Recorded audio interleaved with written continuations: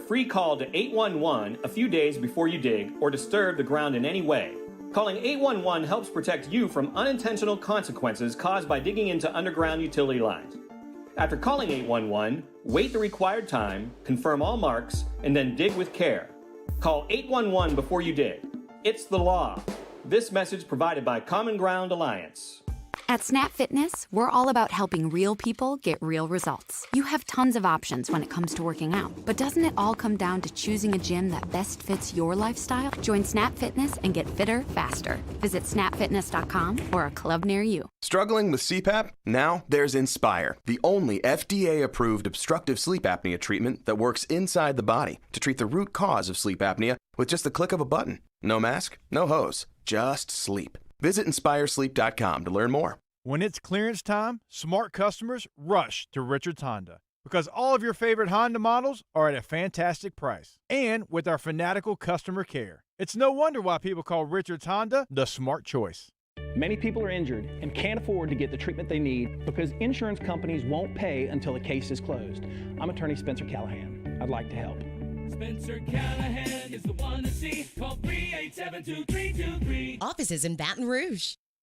104.5 WNXX Jackson, 104.9 KNXX Donaldsonville, and WDGL HD2 Baton Rouge. This hour is brought to you by Spencer Callahan Injury Lawyers. Very intrigued by the Dan Le Batard Show on ESPN Radio. I'm just scrolling through box scores on my computer, and all the games say Browns, Ravens, Bengals, Chargers. Right. Eagles football team. It just says football team. That's all it says. It looks like a typo. It looks like your computer's not working. The Dan Le Batard Show with Stu Gatz. Weekday mornings at 10 on 104.5 ESPN Baton Rouge.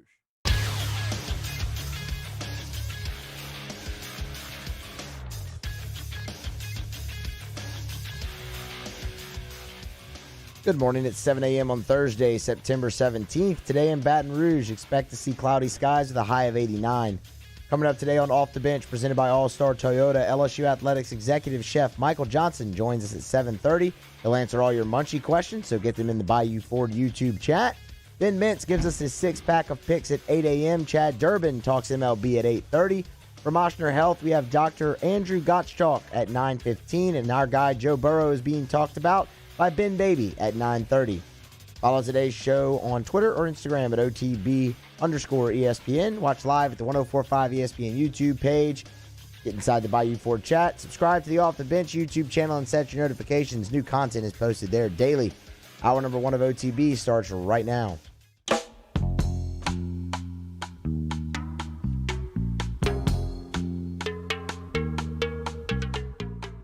All-Star Toyota presents Off the Bench with Jordy Collada and T-Bob Hebert.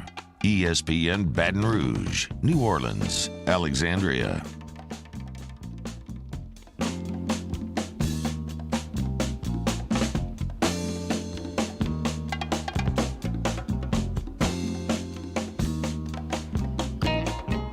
Off and at it off the bench, 104.5 ESPN Baton Rouge, 100.3 ESPN Radio in New Orleans, 94.7 ESPN Alexandria, online at 1045ESPN.com. Good Thursday morning to you. Jordy Collada, T-Bob Hebert. Good morning. Matthew Musso, Danny Cardenas here with you until 10 a.m. this morning. Driven and powered every single day by All-Star Toyota. Remember, anything you hear is brought back to you by Carriages of Baton Rouge. You can always subscribe and get notified to the sound that's coming up. Get on YouTube at the 1045 ESPN station. Subscribe and get notified for anything that happens to the Off the Bench YouTube station. Jump inside the Bayou Ford chat app. Drop the hashtag Munchies. 7:30 this morning, we'll talk to Chef Michael Johnson of LSU Food, answering your food questions. Whatever questions you have, drop them inside of the Bayou Ford chat app at 7:30 this morning. Chef Johnson will get them answered here in 30 minutes. Ben Mintz with a six-pack of winners coming up at 8 a.m. this morning. Chad Durbin back at his regular Thursday spot at 8:30. Ben Baby in the third hour today talking Cleveland Browns football along with the Cincinnati Bengals. Not bad. Bengals and Burrow traveling to the northern part of the state tonight to take on the Browns. Could it be Odell Beckham Jr.'s last game in a Cleveland uniform? Rumors swirling again around the the wide receiver. Is he trade bait? Well, that's Ben Baby coming up in the third hour. And then Dr. Gottschalk from Ochsner Health will be here. He's been over in the bubble with the NBA, and we'll have some pretty good insight in the third hour on what life is like there as Eastern Conference Finals Game 2 tonight. Here are your headlines on this Thursday, September 17th.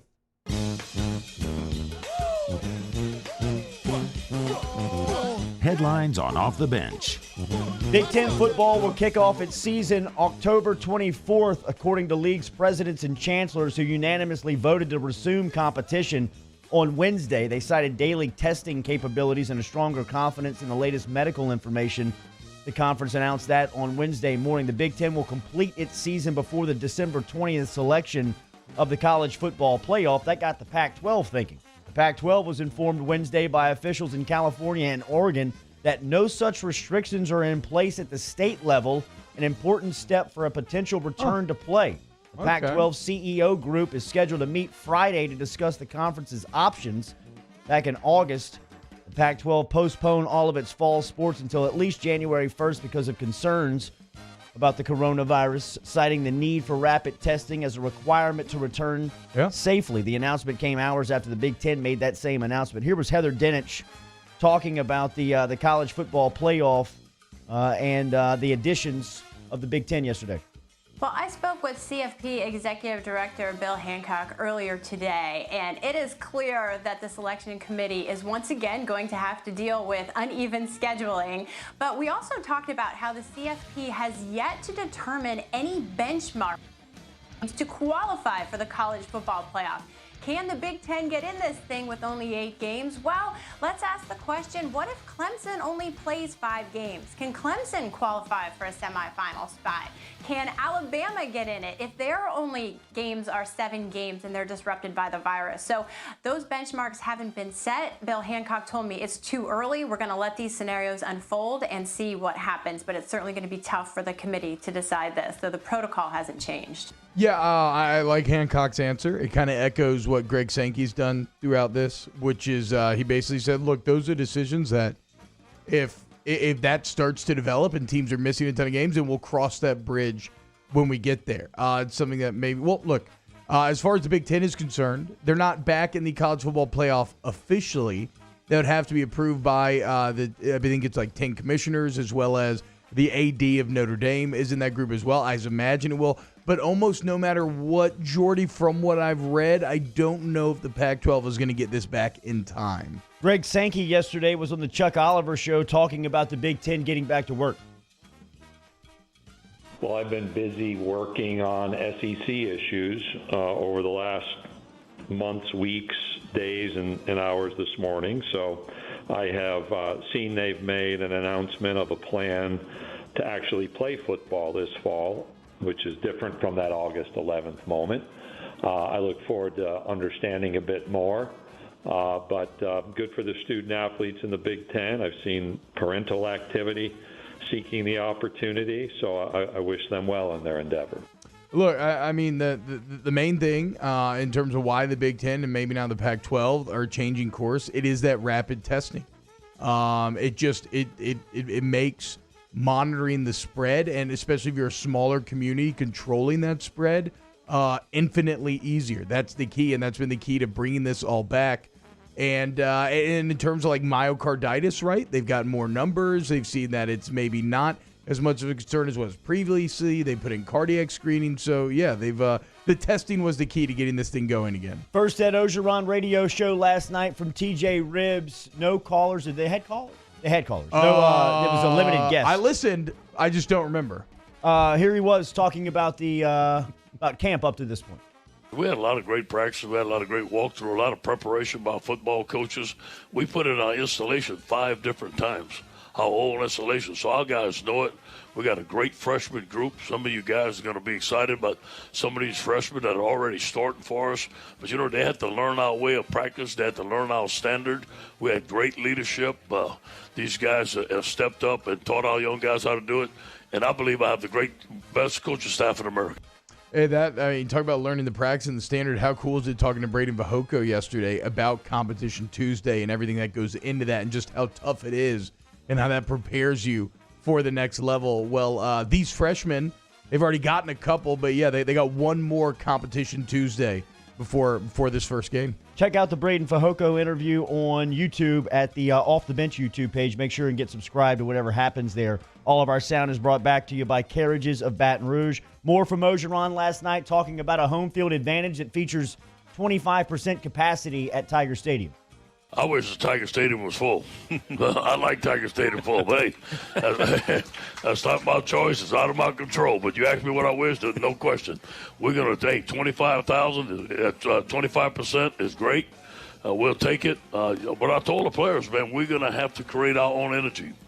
I don't know how loud it's going to be. It may be loud, it may not, but we cannot count on that. It's the same for both teams. We're going to be in there. We're going to focus to win the game. Yeah, that 25%, Jordy, after watching football all weekend, that actually feels like a big number. Like, that's going to be a pretty nice crowd. I think there's going to be some pretty nice noise there with 25K. Also, what Coach touched on the end there, I watched a 20-minute video on the NFL YouTube, and it's mic'd up, guys, right? And watching these teams warm up with nobody in the crowd, yeah. you get an idea of just, like, how self-motivating you have to be.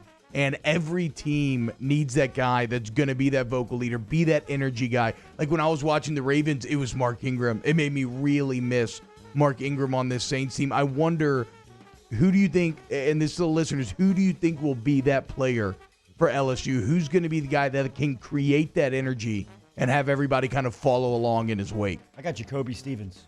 Okay. NCAA basketball yesterday. The NCAA men's and women's college basketball season can start on November 25th. That was announced by the Division I Council on Wednesday. NFL Thursday night action. Cincinnati, Joe Burrow and the Bengals are traveling up north to face off against Juice Landry, Odell Beckham Jr., and Cleveland. The Browns are 6-point favorites there. This will be Joey's second NFL start. Could it be Odell Beckham Jr.'s last game in Cleveland as trade rumors have kicked up around the star-studded wide receiver once again? It's the opening round of the PGA Tour's U.S. Open. It tees off this morning from Winged Foot. In fact, they're underway at Winged Foot already. NBA tonight, Game 2 of the Eastern Conference Finals. Miami leads Boston already in that series, 1-0. And the All-NBA squads were announced on Wednesday. Los Angeles Lakers star LeBron James made history as he was named to his 16th All-NBA team in his 17th season, snapping a tie with Hall of Famers Tim Duncan, Kobe Bryant, Kareem Abdul-Jabbar for the most in league history. Ben Simmons, former LSU standout, was on the third-team All-NBA squad. Got a 28% raise. Yeah, already to a max deal. NBA contracts are so funny like that. Like it gives these postseason awards literal monetary value, Absolutely. Millions of dollars. You remember AD? Yeah, he cost himself millions when he didn't get put on an All-NBA team when he was injured that one year. So, but how about LeBron? 16? Are you kidding me? I mean, look at the names of who he broke the ties with.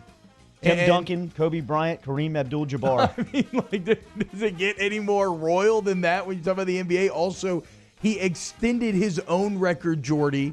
He's been on the first team now 13 times. The first team.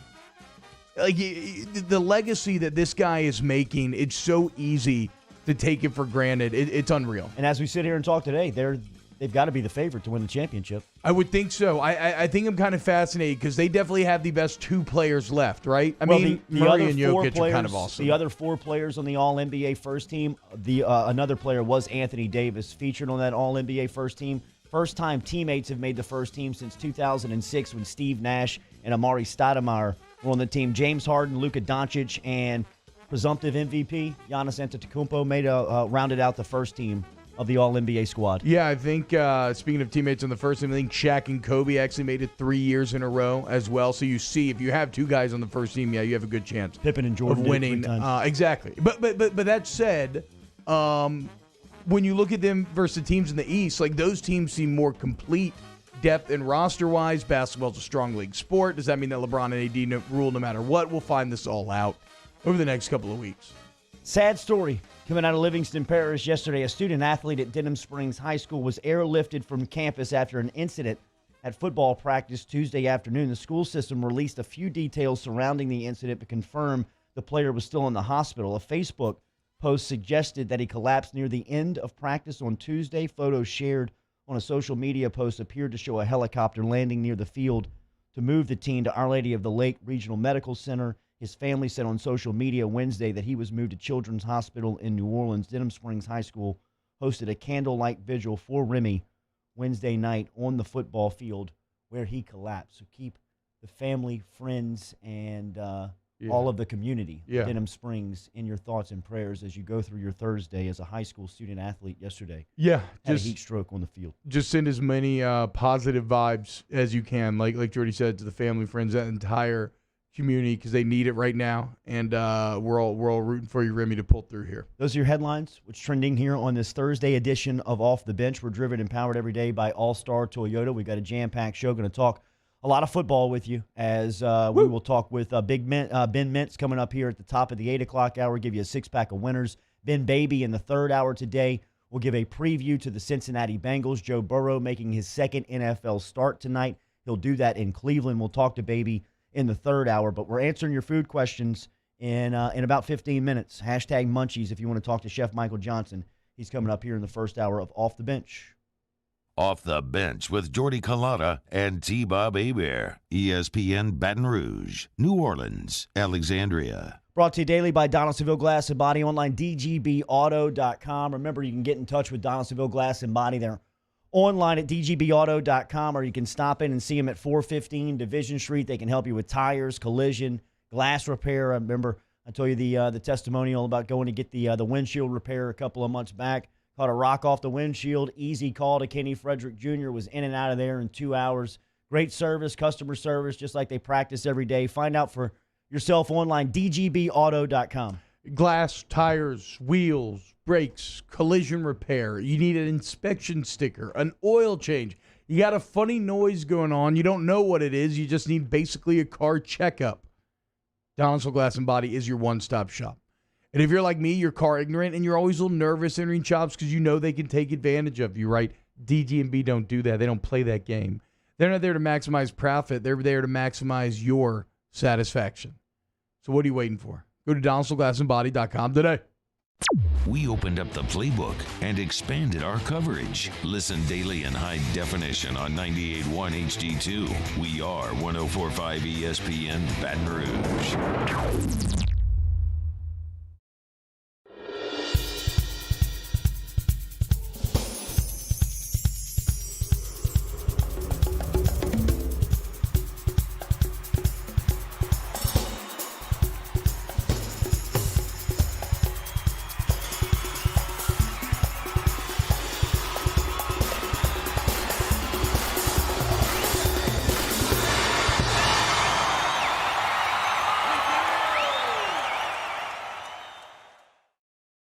The Big Squeezy. We continue to serve the Baton Rouge and Southeast Louisiana areas during these troubling times. We are dedicated to providing you healthy food items to help you live your best life. From our cold pressed juices to our delicious smoothies, let the Big Squeezy keep you going. Stay active, stay happy, and let us help you stay healthy. Visit us at our locations and also inside of Alexander's and Mathern's grocery stores or online at thebigsqueezy.com. I've been doing business with Luba for 25 years. They're dependable, trustworthy. It's just the attention to detail with our clients. Our folks have years and years of experience. They're highly trained professionals. But many companies have that asset. What I'd like to think makes Luba a bit different is that we use those talents in a way that truly is dedicated to serving the needs of the folks who depend on us. Are you a licensed contractor? There's lots of good contractors in Louisiana doing work the right way, but unfortunately, too many unlicensed contractors are working outside the licensing requirements. Working as a contractor in Louisiana requires a license for the company doing the work. The Louisiana State Licensing Board for Contractors wants to help you get licensed to allow you to conduct work legally. It's not difficult to get the license. We can help you. Go to lacontractor.org for more information. Licensed contractors, it's the law. Gulf Coast Office Products is a nationally recognized Savin office equipment dealer based right here in Louisiana. Over 100 employees strong, Gulf Coast has the boots on the ground to support all vertical markets from education, engineering, legal, and finance. With the latest in office technology from desktop to production segment units, Gulf Coast and Savin have the perfect fit for you. Call 225-756-2644. That's 756-2644 for Gulf Coast Office Products. This isn't just another day. It's so much more. Kelly's life was put on hold when her Auctioner primary care doctor discovered a rare blood disorder. Her doctor connected her to an Auctioner care team of cancer, heart, and kidney specialists. With multiple primary care locations around Baton Rouge, same-day appointments, and online scheduling, we're relentless about keeping you healthy. Auctioner Baton Rouge. Yo, join us for a Thursday edition of Hanging with Hester and Haney, presented by Richard Tonda from noon to 3. Hunt Palmer comes in for his hour. We'll also be joined by Chris Lowe of ESPN to get a preview of SEC football on 104.5 ESPN Baton Rouge.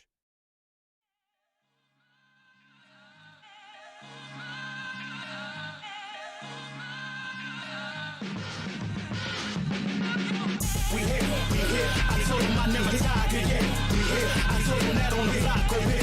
We hit, I told him over time, I'ma claim what is mine. Now sit back and watch me ride, we hit. All-Star Toyota presents Off the Bench with Jordy Collada and T-Bob Hebert. ESPN Baton Rouge, New Orleans, Alexandria. Hashtag Munchies. Hop inside the huddle, or not in the huddle. Hop inside the Bayou Ford chat app. That is over on YouTube or at the 104.5 ESPN station.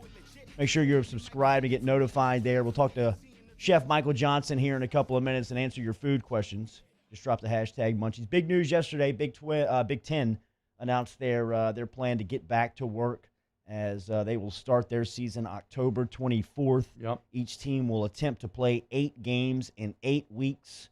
So not a lot of wiggle room there. So I saw that they're going to play 6 division games and then 2 cross-play. I'm assuming that means they're going to play 6 within their half of the conference and then 2 teams from the other half of the conference, right? Is that just to make sure they get the Ohio State-Michigan game in?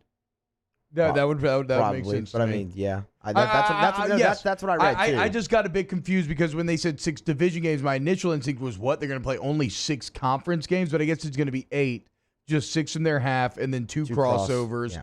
And then they have that interesting week 9 where the 1-2 or the 1 seeds on both sides will play for the championship. The 2 seeds will square up. The 3 seeds will square up. Everybody down the ranking list will square up to get that 9th game in.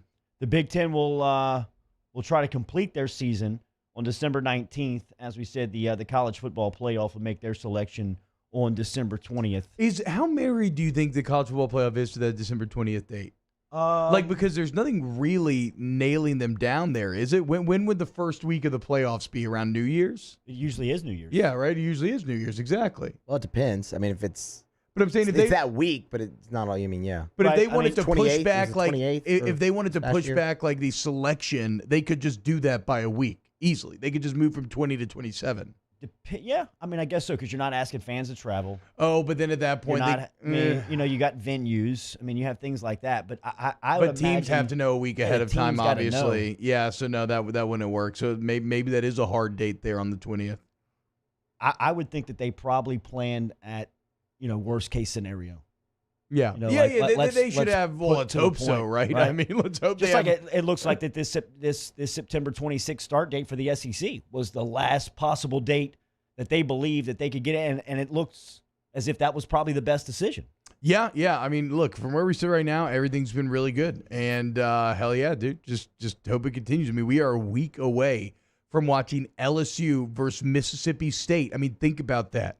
We are a week away from getting to see Coach O take on Mike Leach, from seeing Bo Pelini's brand new defense take on one of the best offensive minds in all of college football with a quarterback and a running back.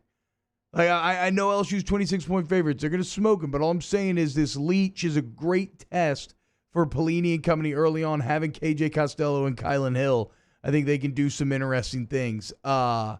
And so, yeah, it's college football's about to begin in earnest finally. These first couple of weeks have kind of felt like teasers, and then getting the Big Ten back eventually will be even another step in that direction of getting the full breadth of college football. And then we get to enter some very subjective arguments, kind of like I don't know, I think we talked about this during the commercial break. I don't know if we ever brought it on air yesterday, but like, Jordy, if you're the playoff committee, how does a 8-2 SEC team rank against a 7-1 Big Ten team, maybe an 8-0 Big Ten team? Is it that why the committee told me that they exist?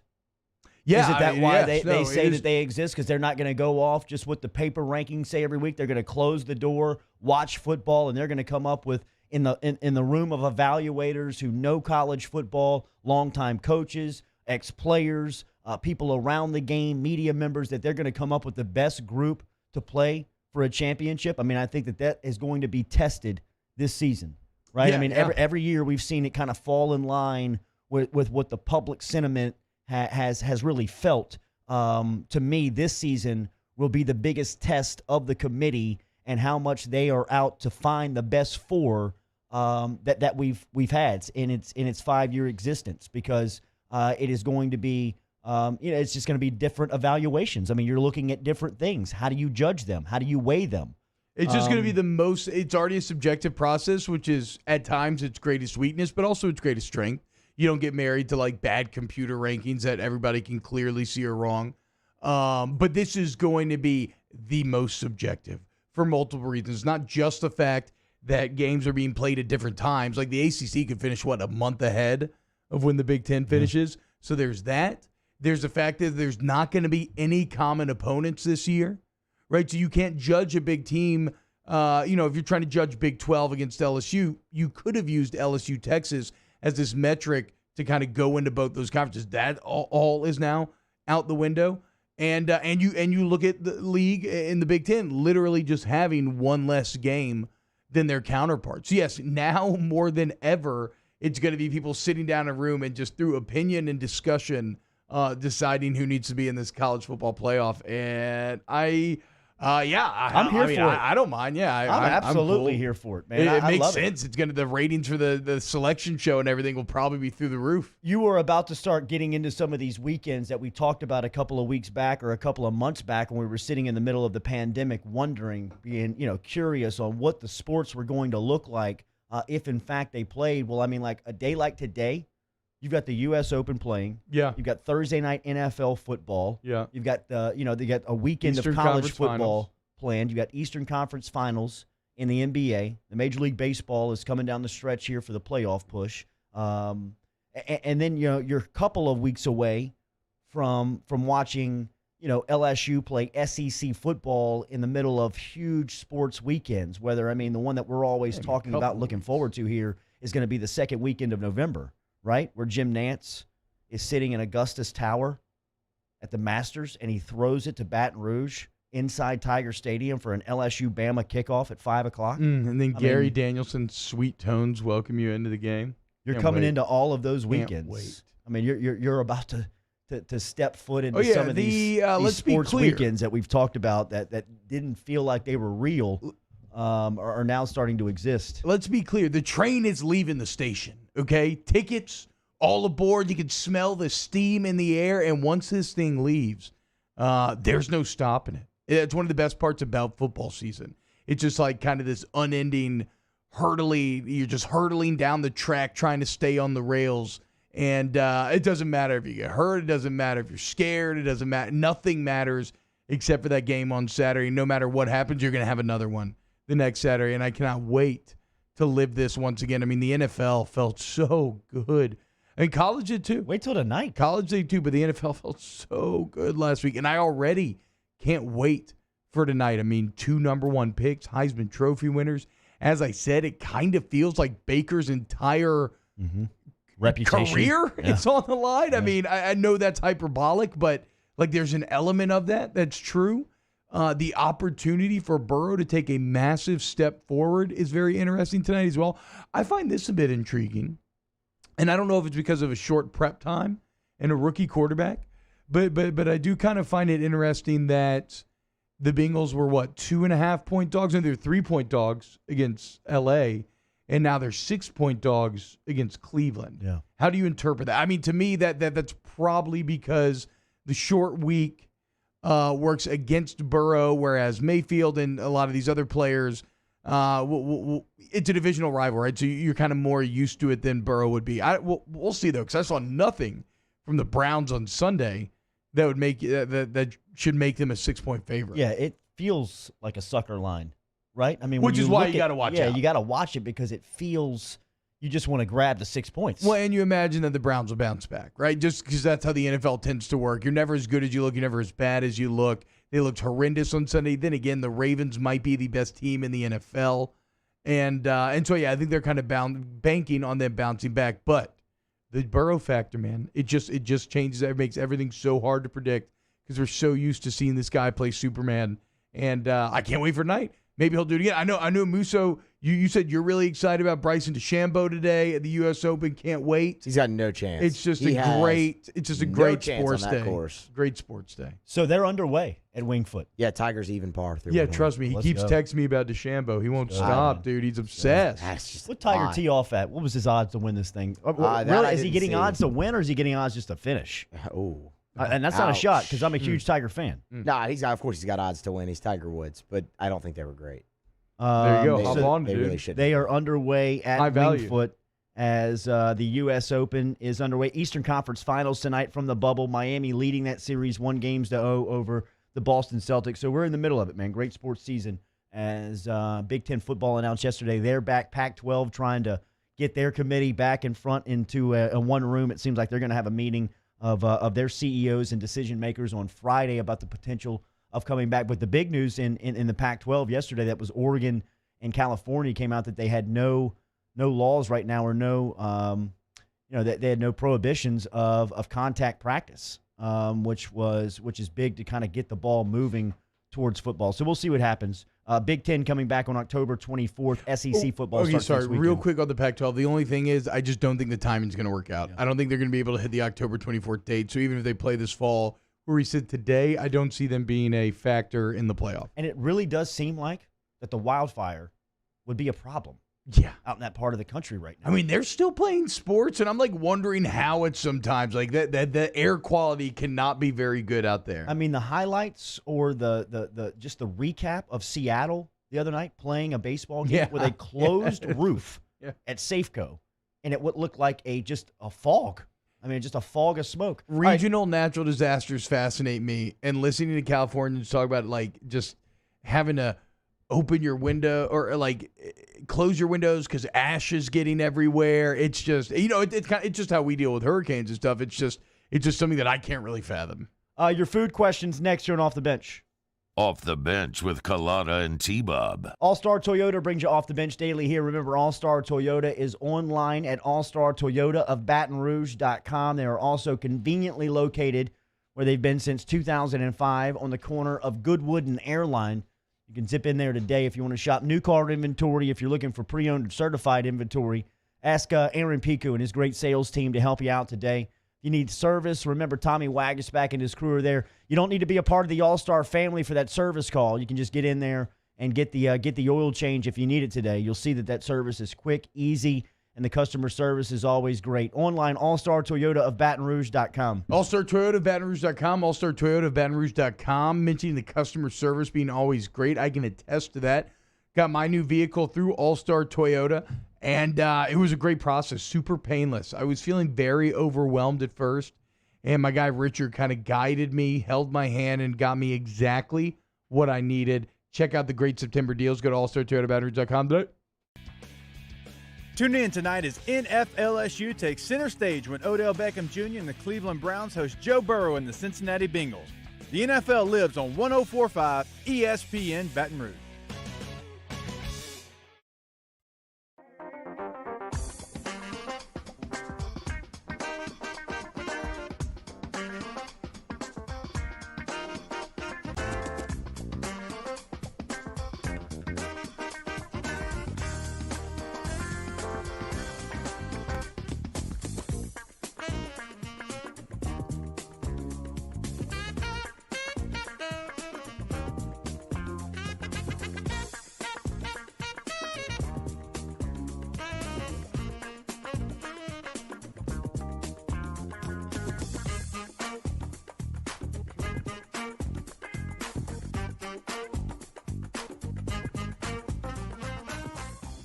When it's clearance time, smart customers rush to Richard's Honda because all your favorite Honda models are at fantastic prices.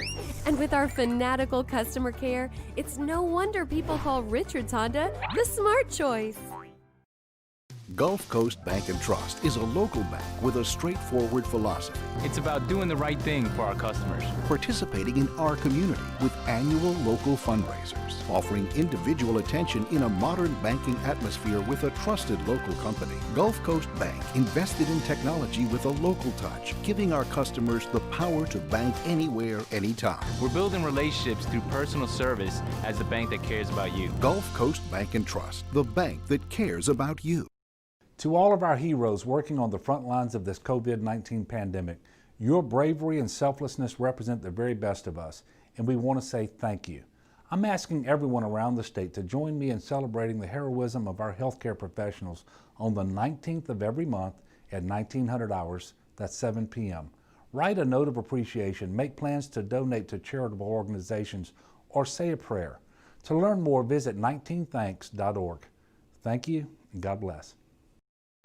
At All-Star Toyota, you get it all. If you're in the market for an all-new Toyota vehicle, come see our friendly and knowledgeable sales team at All-Star Toyota. Located in Baton Rouge at the corner of Airline and Goodwood, we've been serving our community since 2005 by offering a large selection of new Toyota cars, trucks, and SUVs.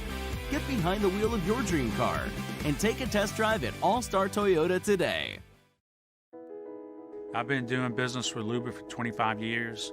They're dependable, trustworthy. It's just the attention to detail with our clients. Our folks have years and years of experience. They're highly trained professionals. But many companies have that asset. What I'd like to think makes Luba a bit different is that we use those talents in a way that truly is dedicated to serving the needs of the folks who depend on us. Hey, it's Matt Moscona inviting you to join us for Wednesday's Hump Day edition of AFR presented by Pluckers. Russ Mitchell of College Football News will join us, and the Saints hit the practice field. We'll get you an update on Michael Thomas's ankle injury. Join us 3 to 6, 104.5 ESPN Baton Rouge. Ba-da-ba-da, cheesecake, munching on a cheesecake, munching on a cheesecake. Cheesecake. A cheesecake, gobble, gobble, cheesecake, gobble, gobble, cheesecake. Cheesecake. A cheesecake, gobble, gobble, cheesecake, gobble, gobble, cheesecake. Cheesecake. All-Star Toyota presents Off the Bench with Jordy Collada and T-Bob Hebert. ESPN Baton Rouge, New Orleans, Alexandria. All right, jump into it just like we do every week. Your food questions as this segment has blown up. We started this during quarantine, during the COVID process, and it has taken off. We'll keep this thing going through football season and really through the end of time here on OTB. Chef Michael Johnson every Thursday here on Off the Bench. Good morning. How are you, sir? Morning, guys. Hey, I got a favor to ask of y'all if I can. Always. Yep. Yeah, so I need to kind of avoid questions about my mom's cooking this week. I talked to my dad yesterday, and he said he was looking forward to seeing me at Thanksgiving if I made it up. But if I showed up, I needed to bring my own plate of food, and apparently I've been moved down to the basement at the kids' table. So. Hey, kids' table's fun, though. Kids' table's fun. You get out of it quickly. I guess it's Chef, there's been a wide debate here on Off the Bench that has bubbled over from earlier this week. It started inside of the Bayou Ford chat app, and we were waiting on Thursday for you to kind of put a nail in this thing. When eating fried catfish, do you like them skinny? Do you like your fillets thin or thick? I like my fillets thick, and I've actually fried catfish whole before. You take your knife and you run it down the spine of the catfish, and you can batter it or bread it with the backbone still in it. And when you fry it, it actually kind of blossoms out like a butterfly almost. Because I was taught, my grandfather used to fry catfish whole, and you eat the tail, and my grandpa would eat the head as well. Wow. To be honest with you. Yeah. Follow up on that, hashtag Munchie Chef. When eating fried catfish, do you dip in ketchup or tartar sauce? Oh, if I'm dipping, it's probably going to be in ketchup. I kind of like the sweetness of ketchup. Yeah, hell yeah, dude. Hashtag Munchies. Are you a pimento cheese sandwich guy? Sandwich? Oh, God, I don't know if I've ever had a sandwich. I mean, I like pimento cheese balls, like on crackers and such, but I've never spread it on a sandwich before. I guess I'd try it, though. Hashtag Munchies. Favorite Italian New York restaurant and dish. You know, you're gonna not believe this, but I've only been to New York once, and I think we went to Mario Batali's place. But we were only there for a short amount of time, and we were more interested in other things more than eating that day. So, Best Italian restaurant you've been to? I'm sorry. What is the best Italian restaurant you've been to? You know, Ethan Stoll has a series of Italian restaurants in Seattle that I loved, and he has this place called Tavolata that's up in Capitol Hill in Seattle that I know the chef well, and man, they make some mean food. Hashtag Munchies. Favorite fall/winter vegetable. You know, I like spaghetti squash. I kind of like winter squash a little bit. Winter greens as well. You know, that they're kind of tough and braise really well. So I would say one of those two. Follow up on that. What are you making with that squash? I like spaghetti squash, and I actually will replace the spaghetti squash replace like pasta, like spaghetti, with the dish, and make like a shrimp fettuccine or something of that nature. And, you know, like a vodka cream sauce with a little tomato in it, add some acidity to the cream and cut through it. Hashtag Munchies. My wife tries to get me to eat that.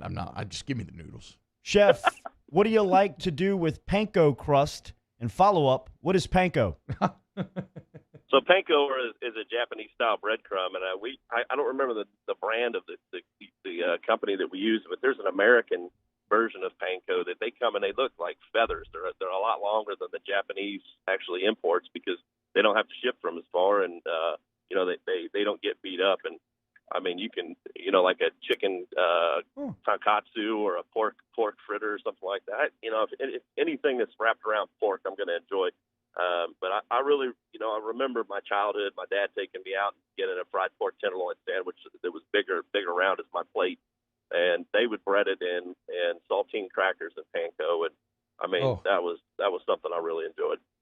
Hashtag Munchies. Brooks Godberry asks, other kinds of fish to eat besides salmon that are uber healthy for you? So you're looking for omega-3s in there and fatty fish, you know, like mackerel and stuff like that. Tuna, I think, is technically in the mackerel family, but it's not as oily. So you're looking for something in the mackerel family, or even sardines. You know, they're oily fish, and that oil, that's where the omegas are found.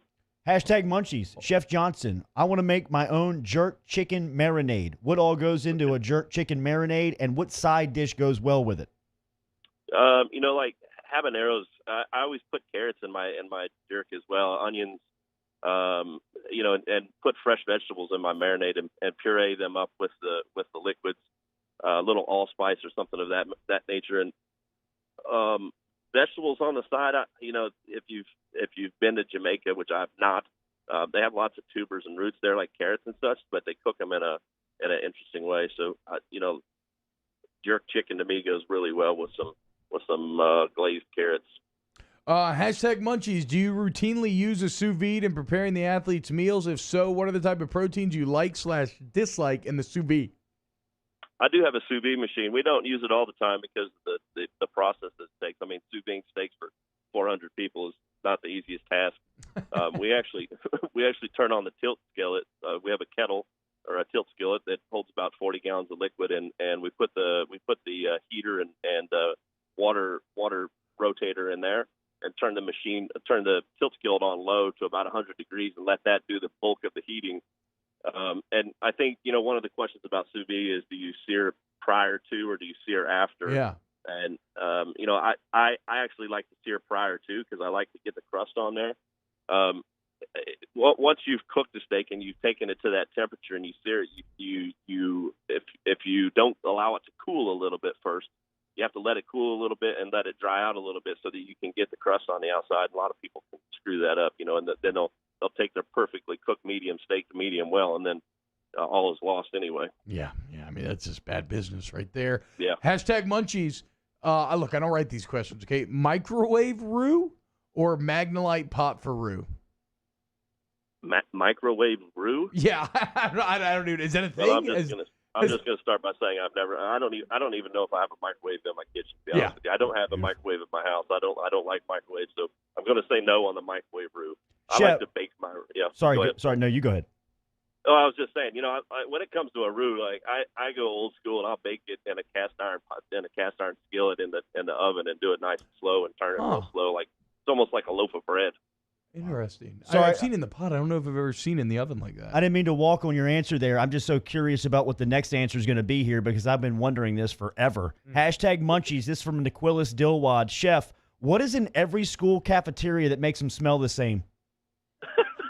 I believe it's the lunch lady, maybe. Corn dogs. Corn dog, probably, yeah. It's corn dogs. Hashtag Munchies. This from Brian Burgess. What other kinds of fish to eat besides? We already answered that one. Hashtag Munchies. How does Chef feel about hush puppies? How does Chef make hush puppies, and why the name? I don't know where the name comes from. I'm not a huge fan of hush puppies. I know lots of people are, but one subject that I can cover with hush puppies is however much butter it asks to put in it, you put a little bit more in it so they stay nice and moist. It's kind of like cornbread stuffing. If it calls for a cup of butter, you put a cup and a half in. Is that like a golden rule with butter? If you're not baking, obviously, where maybe things are a little more scientific. I think with cornbread dressing in particular, if like a hush puppy has a lot of cornmeal in it, it absorbs a lot and it has the ability to dry out as well. And so I don't know. I'm a fan of butter myself. I don't serve a lot of it at the nutrition center, but if you're cooking at home, add a little butter. Hashtag Munchies. Chef, ever cooked, baked, stuffed avocados? And if you have, what did you stuff them with? I did. And it was a long time ago. It was kind of a health conscious deal, and we used fresh tuna and seared it really lightly and put it. It's kind of like I don't know. My mom used to make these sandwiches with tuna and tomatoes and melted cheese on the top, and it was kind of an upscale version of that where we poured it out and put this tuna that was marinated in like a vinaigrette, chopped with tomatoes, and then put shredded pecorino romano over the top of it. You just bake it so that it's warm. You're not trying to heat it up, right? It's just kind of warm to the palate. One more. This from a listener. This is back from Niquilis Dilwad. My okra is going crazy, Chef. Finally, all I do is pickle it. What else can I do? So, the first thing I was going to say is pickle it because I love pickled okra. And you can pickle it 10 different ways from Sunday. But, the obvious things are gumbos and frying it up. But, if you don't pickle it, okra goes bad on you. And, I suppose you could probably dry it out and try that. I've never actually done it before, but I'm always game to try something new. And I could see that it's kind of like a sun-dried tomato. If you treated it right and dehydrated it, I imagine that you could reconstitute it later on and utilize it. But I've never actually tried it. Chef Michael Johnson, every Thursday right here with us. He is the executive chef for LSU Sports, answering your food questions here on Off the Bench, ESPN Baton Rouge, New Orleans, and Alexandria. Chef, have a great weekend. We'll talk to you next week. Take care, fellas. Yes, sir. There he is, Chef Johnson, checking in with us here on this Thursday morning. We'll be back to close out hour number 1.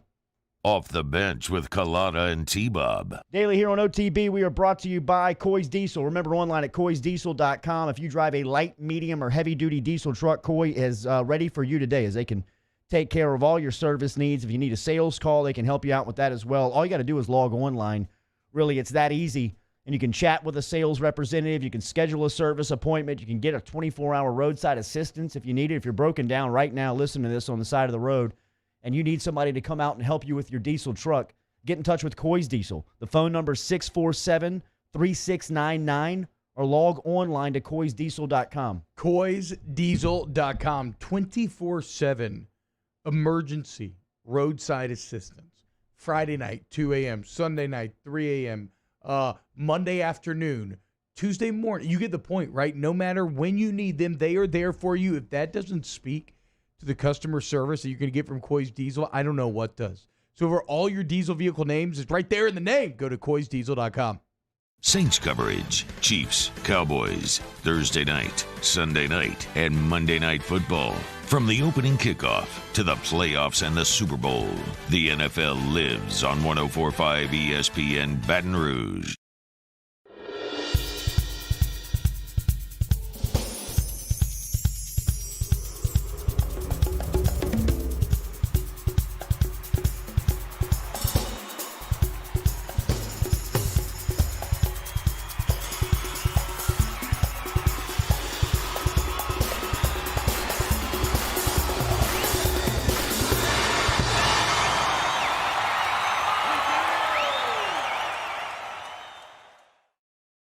Do you know someone who sets a good example for all of us to follow? Someone who shows leadership, selflessness, and service to their community without being asked? We think that's the definition of a good citizen, and so does Citizens Bank and Trust. If you know someone who exhibits all of these qualifications, nominate them for a Good Citizen Award, and they could receive $500 from Citizens Bank. And we'll recognize them here on the show.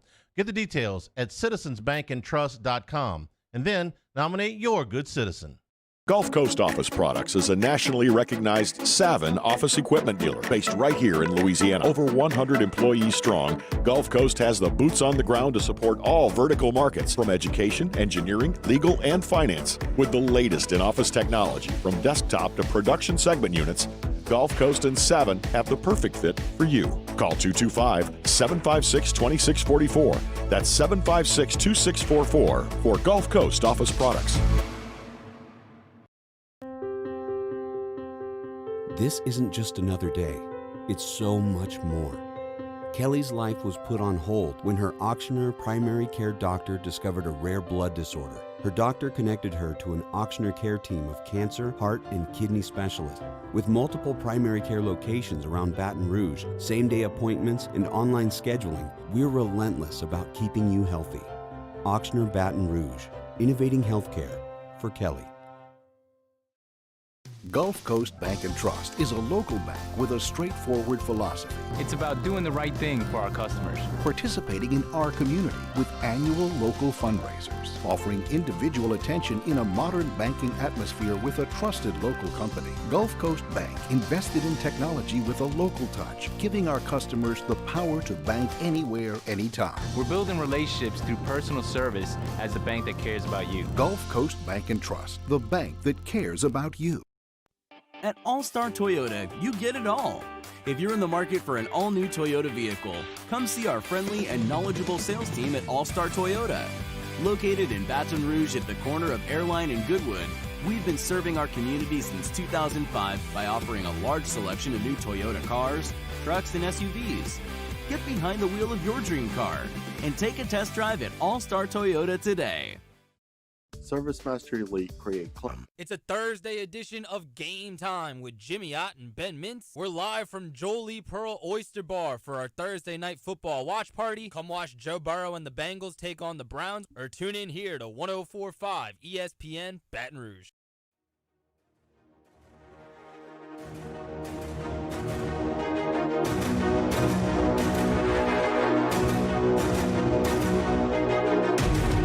Failure happens to us all, but it's how champions evolve. The only thing that matters from a loss is if you get back up when you fall. All-Star Toyota presents Off the Bench with Jordy Collada and T-Bob Hebert. ESPN Baton Rouge, New Orleans, Alexandria. Chad Durbin coming up here in a couple of minutes, or we'll talk to Ben Mintz in a couple of minutes. Chad Durbin coming up at 8:30 this morning. Yeah, Ben's got a lot to answer for. 2 and 4. I didn't even realize how the Pick Six went. I was more referring to the Generation Dome, where me, him, and Ott combined to go 1-7-1. No, I believe. Yeah. Would make him Megan making money. She went 2-1. She went 2-1, including going head to head with Otter on the Falcons Seahawks game and just absolutely smoking him. I know hindsight's 20/20. But everybody who took the Falcons just looked so dumb. What was the number on that this week? It was 2.5. So like Vegas thought it was going to be closer, but they weren't counting on Seattle letting Russell cook. That seems to be the new thing you're supposed to say when you talk about the Seahawks. Let Russ cook, and then everybody's like, "Hey, he's smart. He gets it." Anybody seen this guy Kelly DeCourcy's tattoo of Joe Burrow? I have not, but I check am out this creepy fascinated tattoo that this guy got. by a human being that would tattoo a similarly aged human on them. It feels very Alabama-ish. Ooh. Feels very Gumpish. Oh, no. But if you're sick, watching on YouTube, I guess this is a calf, right? This looks like a calf. Why is the tiger's belly button got to be so aggressively? The belly button's a little aggressive, and the feet are touching. You don't really. It's just a tiger, just making a white belly. I mean, I kind of like the foot depth thing. I like the cigar thing. It's a decision. It's a decision for sure. I mean that looks like a calf, right? Whenever I see something like that, I just that's a calf. Which relatively safe spot if you want to get an aggressive tattoo. Maybe not in Louisiana where we do engage in a lot of shorts weather, but like you can always choose to wear some sort of pants if you want to cover that up. Anytime I see anything like this, I just can't help but think about the old Peyton Manning SNL skit. That's going to be there forever. Yeah. When the little kid's getting tatted up with Peyton Manning's face or his name or whatever it is. That's how I would tell that guy this. Like, you realize it's not going away. It's going to be there. That's a commitment. Not going to look good at 70, bro. Yeah, but who does? Whose Cavs do look good at 70? Some do. I'm not saying anybody. Coach O's, he's not 70 yet, but is he's in his 60s? Decade off. Yeah, he just turned 59. Yeah, he's got some solid ass calves for 59 for sure. Run 5 miles a day. That would make sense. I mean, yeah, that would make always sense. running. He won't be running next week because it's game week for LSU. Again, We're talking though, about that. if you're the tattoo artist there, why do you get so aggressive with the tiger belly button? It makes the whole thing feel weird. Hour 2, we're going to lead you off with Mintz's six-pack of winners. We have some Ogeron sound for you that we'll let you hear. He was speaking to the media yesterday for a while. Scott Woodward was also on a Zoom call yesterday where he was talking about the leadership of the SEC and Greg Sankey as the SEC is set to kick off their season next week.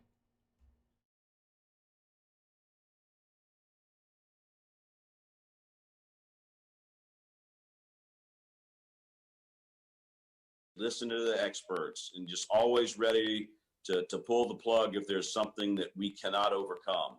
And he's gone through this process in a very thorough and proper way. And in my opinion, he's the unsung hero on this.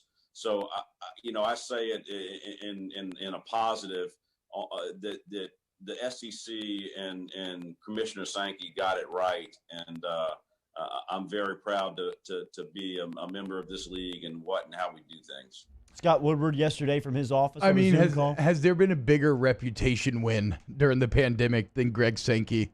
I don't think so. As we sit here today, because LSU fans did not like that man at all. Now he helped hook you up with Mizzou and Vandy, which I think got people a little excited, and his strategy through this pandemic, I think, is. And I think people are very happy with it. It's a great example of the SEC and leadership and what it means, right? I think you saw LSU's relationship with the league office change when the leadership changed at LSU. There was obviously something between Sankey, Oliva, F. King, and Alexander that just did not align. And since Woodward has been in office with, Verge Osbury and Stephanie Rempt and crew, the SEC has very much respected LSU on the athletic surface. Hour 2 next.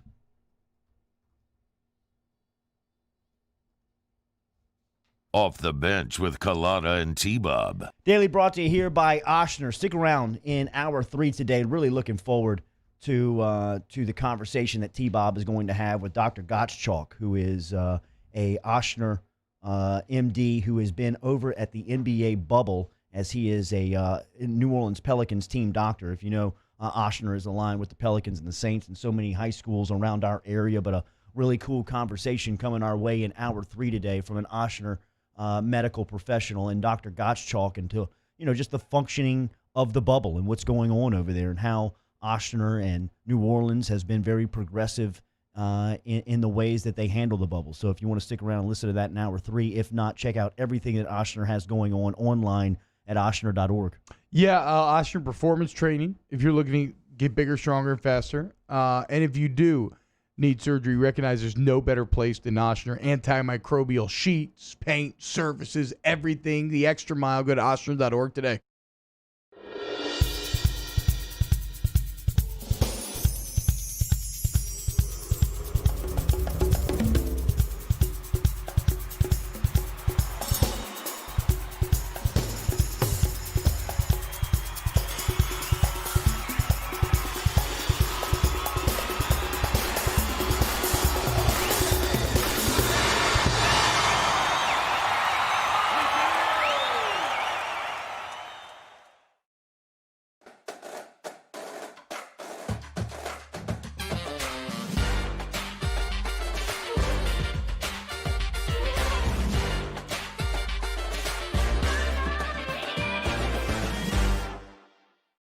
Are you a licensed contractor? There's lots of good contractors in Louisiana doing work the right way, but unfortunately, too many unlicensed contractors are working outside the licensing requirements. Working as a contractor in Louisiana requires a license for the company doing the work. The Louisiana State Licensing Board for Contractors wants to help you get licensed to allow you to conduct work legally. It's not difficult to get the license. We can help you. Go to lacontractor.org for more information. Licensed contractors, it's the law.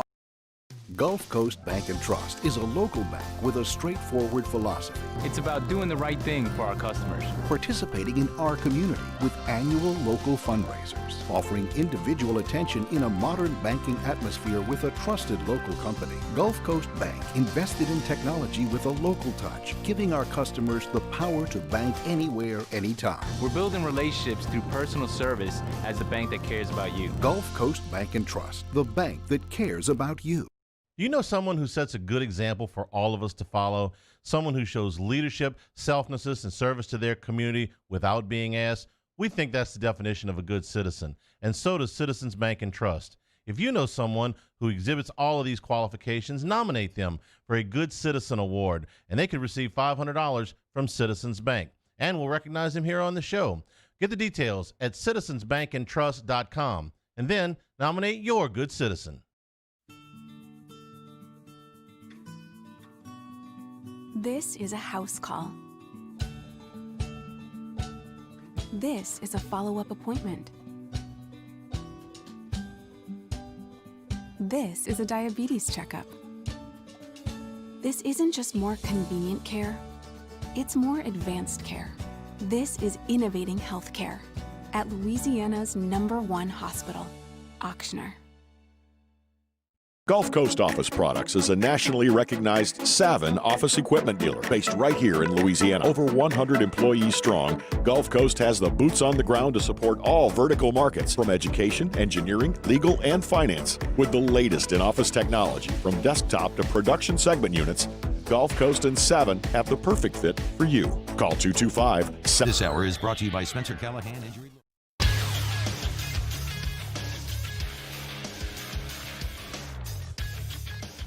Good morning. It's 8 a.m. on Thursday, September 17th. Today in Baton Rouge, expect to see cloudy skies with a high of 89. In case you missed hour one of the show, you can catch that up at the on-demand section at 1045ESPN.com, brought to you by Carriages. Still to come, Ben Mintz gives us his six-pack of picks at 8 a.m. Chad Durbin stops by at 8:30. Ochsner Health's Dr. Andrew Gottschalk will be here at 9:15, and ESPN's Ben Baby talks Joe Burrow at 9:30. Follow today's show on Twitter or Instagram at OTB_ESPN. Watch us live on YouTube at the 1045 ESPN channel. Get inside the Bayou Ford chat, and make sure you subscribe to the Off the Bench YouTube channel and the Off the Bench Overtime YouTube channel. Set your notifications. New content posted there daily.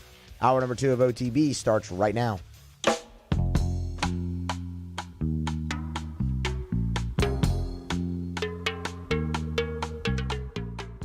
All-Star Toyota presents Off the Bench with Jordy Collada and T-Bob Hebert. ESPN Baton Rouge, New Orleans, Alexandria.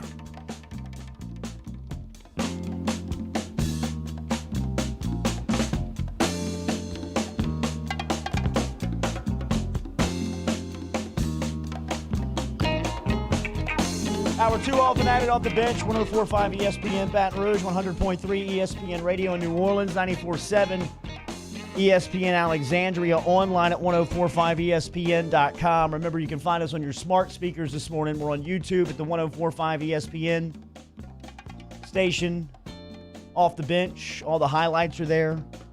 Mintz last week, looking for a little recovery after 2 and 4. I didn't know about the Megan making money taking all of y'all to the cleaners last weekend. Yeah. Mincy at least got a win. Me and Otter did not. Mincy went 1 and 2. But then again, Mincy did convince me to bet on the line. So at Buffalo unders, I think it's gone. Yeah, well, look, Bill Parcells says it best. You are what your record says you are. We're here to take accountability. Yep. I could have gone 6-0, but all in the game. Yeah. The ball did not bounce our way. T-Bob mentioned that Detroit game. I'm hoping I got the most painful loss of the season out. Up 17 and dropping a touchdown. I mean, up 17 with like 2 minutes left. And then the Jets scored with 30 seconds left to hit that over. The Redskins got a field goal with about a minute left to get me, and then Steven Gostkowski just melted down on Monday Night Football. I mean, they left Hall 20 of Famer points to a high schooler. Yeah, they left like 20 points out on the field. But you know what? That's part of the game, and we're gonna hopefully we just got the bad runs out of it. How are you feeling? Not gambling wise, but how are you feeling about your Titans, though, bro? Feel great about it after watching Phillip Rivers go out there and throw interceptions and throw the game away like he always does. Yeah, he does that. I mean, he boy, that was a bad loss for Are Indy they and squaring up Jacksonville. this Sunday? Titans, Colts. Colts got the Vikings, Titans got the Jaguars, Okay. which we're about to get to. Funny you mentioned that. That's a great segue into this week's picks. We'll start with Jacksonville heading to Tennessee.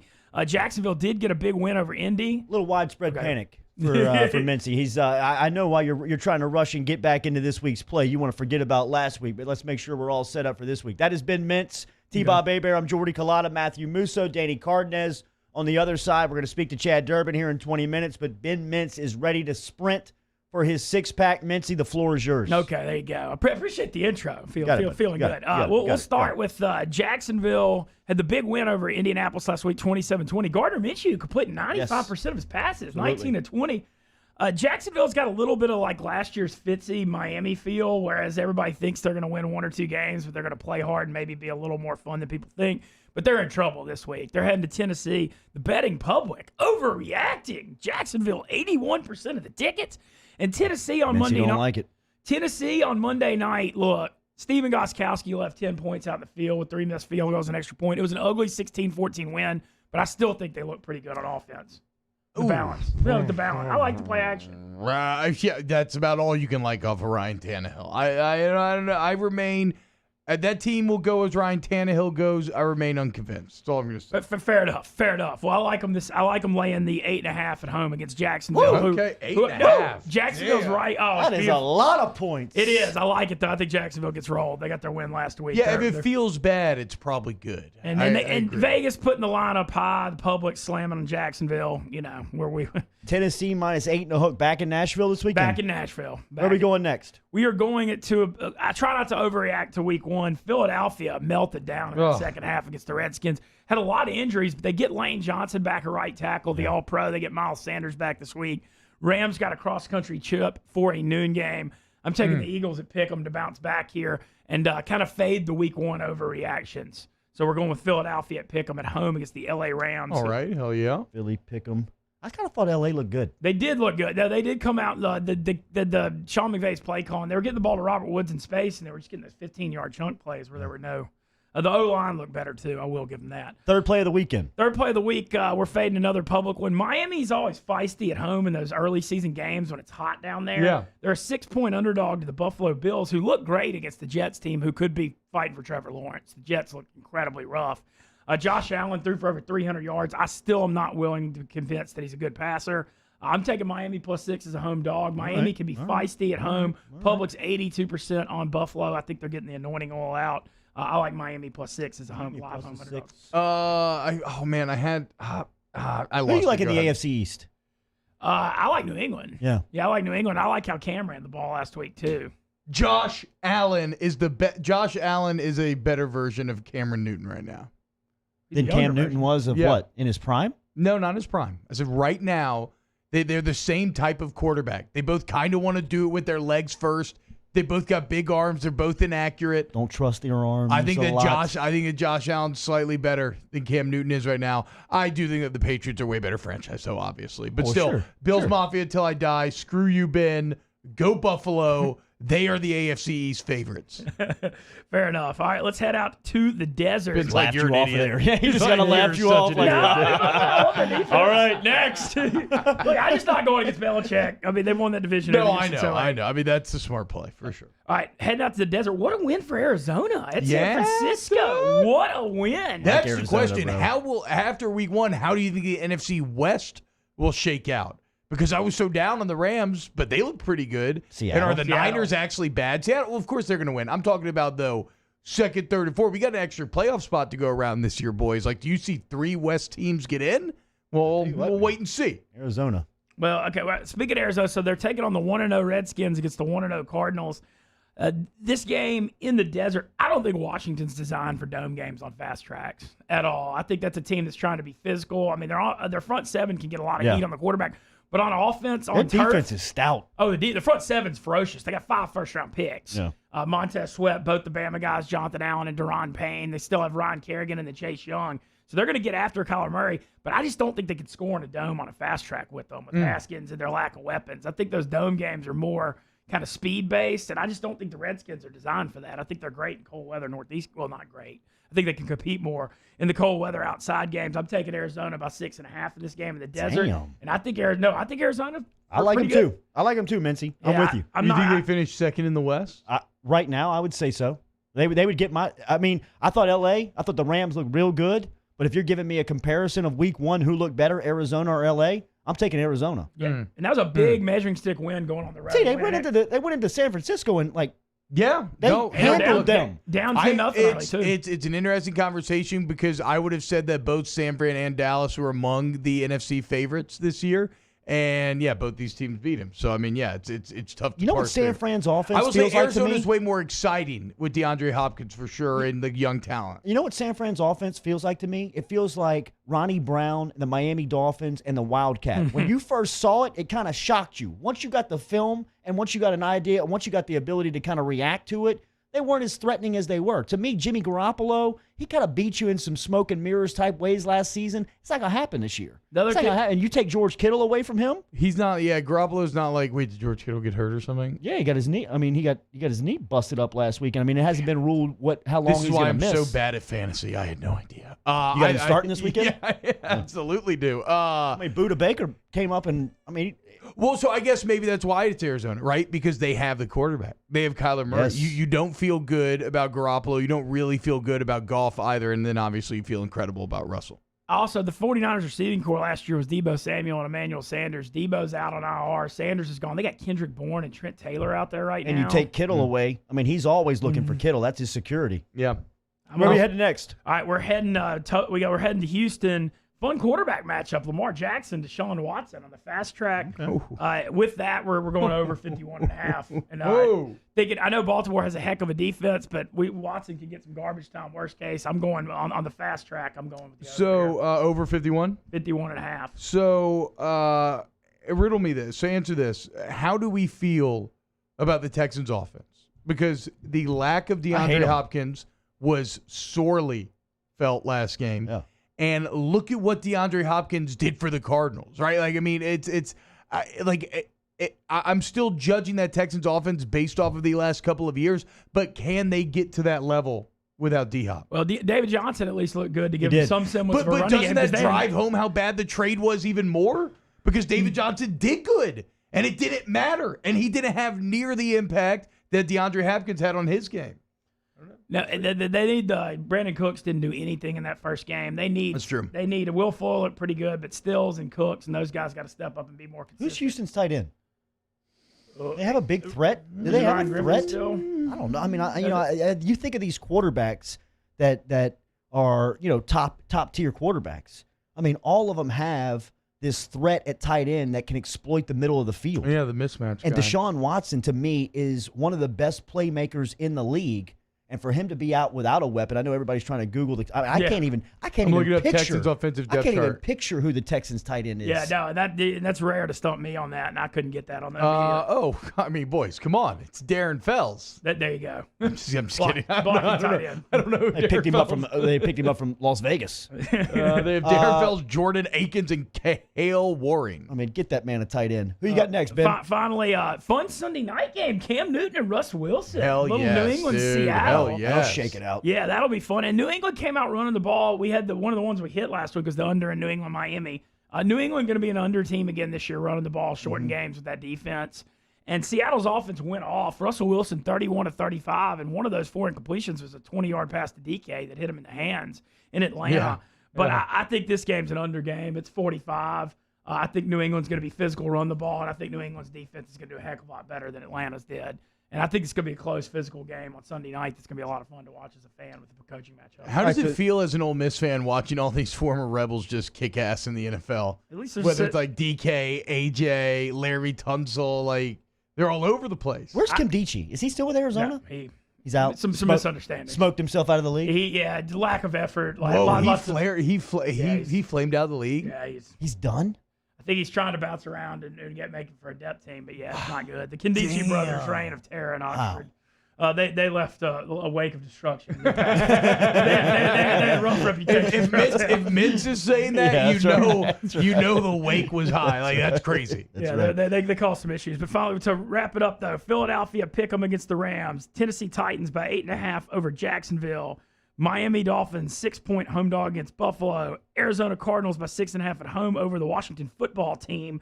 Under 45 in New England, Seattle, and over 51.5 Baltimore, Houston. 2-4 last week, but I still feel we're good. No, we're good. There's no panic. No panic. I know you're only not widespread. That's it. Yeah. Hey, Mincy, you got to play. You got to field tonight. Joey making his second NFL start, going to Cleveland. Look, the thing is, I don't want to bet. I'm not betting against Joe Burrow with Baker Mayfield. I'm just not doing it.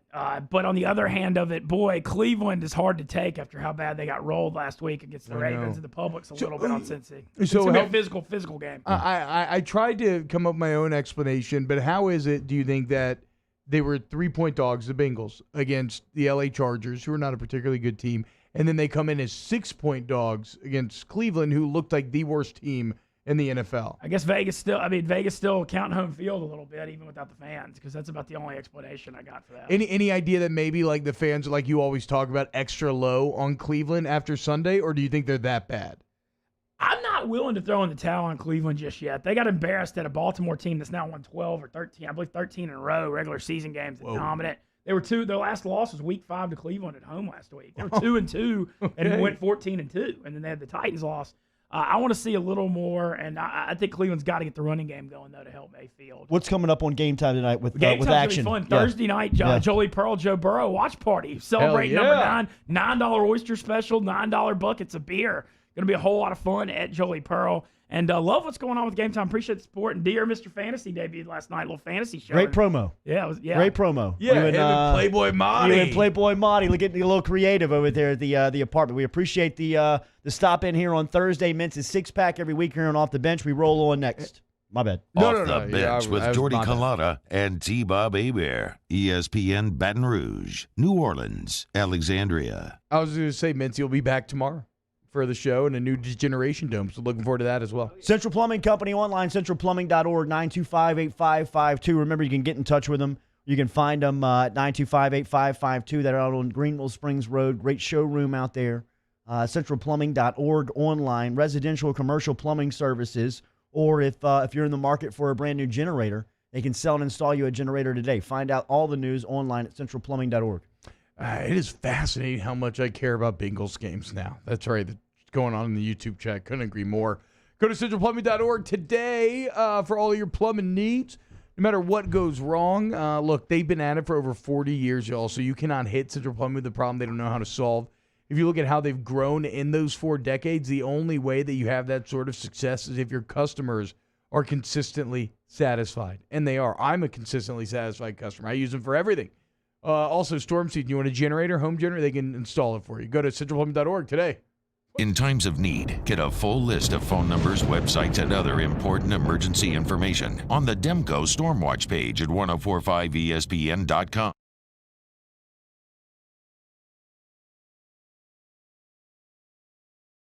When it's clearance time, smart customers rush to Richards Honda because all your favorite Honda models are at fantastic prices.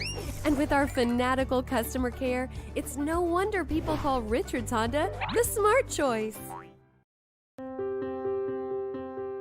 This isn't just another day. It's so much more. Kelly's life was put on hold when her auctioneer primary care doctor discovered a rare blood disorder. Her doctor connected her to an auctioneer care team of cancer, heart, and kidney specialists.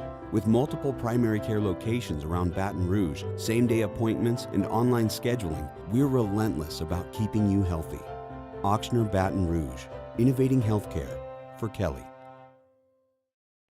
Gulf Coast Bank and Trust is a local bank with a straightforward philosophy. It's about doing the right thing for our customers. Participating in our community with annual local fundraisers, offering individual attention in a modern banking atmosphere with a trusted local company. Gulf Coast Bank invested in technology with a local touch, giving our customers the power to bank anywhere, anytime. We're building relationships through personal service as the bank that cares about you. Gulf Coast Bank and Trust, the bank that cares about you.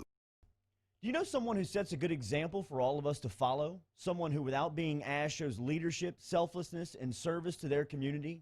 We believe that's the definition of a good citizen, and so does Citizens Bank and Trust.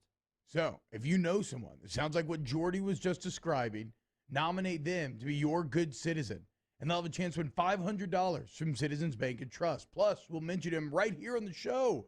So go to citizensbankandtrust.com for more details and nominate your good citizen. I've been doing business with Luba for 25 years.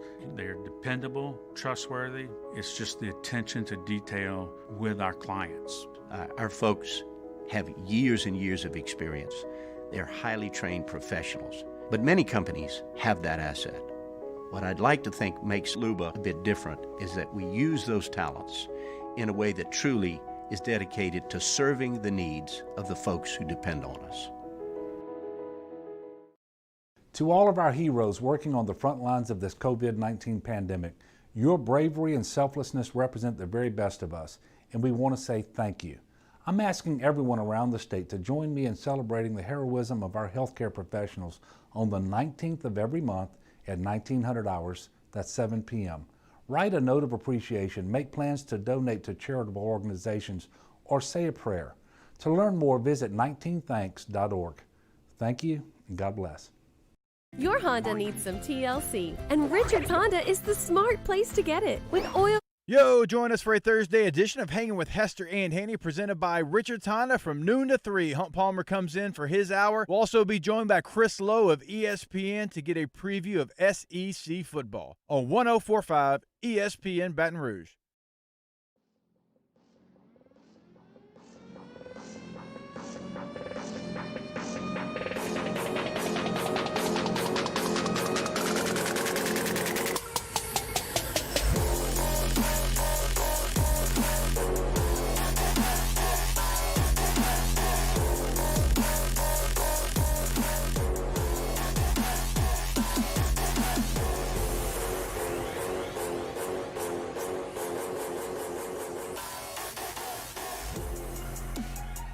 All-Star Toyota presents Off the Bench with Jordy Collada and T-Bob Hebert. ESPN Baton Rouge, New Orleans, Alexandria. All right, stick around. Chad Durbin going to stop in here in 10 minutes on Off the Bench as we will talk to Durbs and crew here. Let's get through some of this Ogeron sound. Dude, from what I'm seeing, Robert Condici's not on a team. That is crazy. He was with the Dolphins last year after on just a one-year deal. He got suspended in November at a certain point, and he was waived. Or I guess he got waived November 5th and then got suspended a couple weeks later. Yeah, so he's out the league. Wow. 4 years in. That's crazy. So last night, Ed Ogeron was speaking at his first radio show, TJ Ribs, as they did have a small capacity audience there. They were not taking on-site questions. They were taking caller questions. And he was answering what will be different from this year's defense under new direction of Bo Pelini. Using our speed, putting our players in a position to make plays. And, the 4-3 allows you to do that. We're not just going to sit back and let them dictate what they're going to do to us. We're going to dictate what they do to them. Bo's an excellent game day caller. The guy is the best defensive coordinator I've been with since Pete Carroll. He's from the Pete Carroll tree. But you know what? He brings a lot of energy. He brings a lot of excitement. The players want to play for him. I think that you're going to see more blitzing. We're going to blitz our corners, our safeties, our linebackers. You're going to see a lot of press coverage. You're going to see a lot of pressure on the quarterback, which you like. The defensive hype train from Coach O is out of control right now. I mean, it is hurtling down the tracks, shoveling coal in. You can't shovel enough in. I mean, what was it?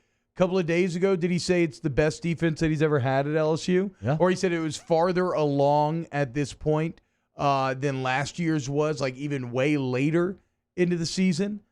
He's now calling Bo Pelini the best DC that he's had since Pete Carroll. And look, I think a little bit of this is kind of, there's a little bit of Aranda subtext mix in there. Sure. Some shots for sure. I mean, at this point, you've got to read into those. Yeah, I mean, right? I mean, like saying them too long. He now. is subtweeting Aranda constantly with these things, but you still don't say them unless like you believe that they're true, because you don't want to put that out there and then have it go horribly awry. That just works against you in every way. So yeah, I'm getting, dude. Hey, we're gonna see it. Week 1, you got Mike Leach, you got KJ Costello, Kylan Hill. See what you got. From one side of the ball, new coordinator, to the other side, passing game coordinator Scott Linehan. What's new?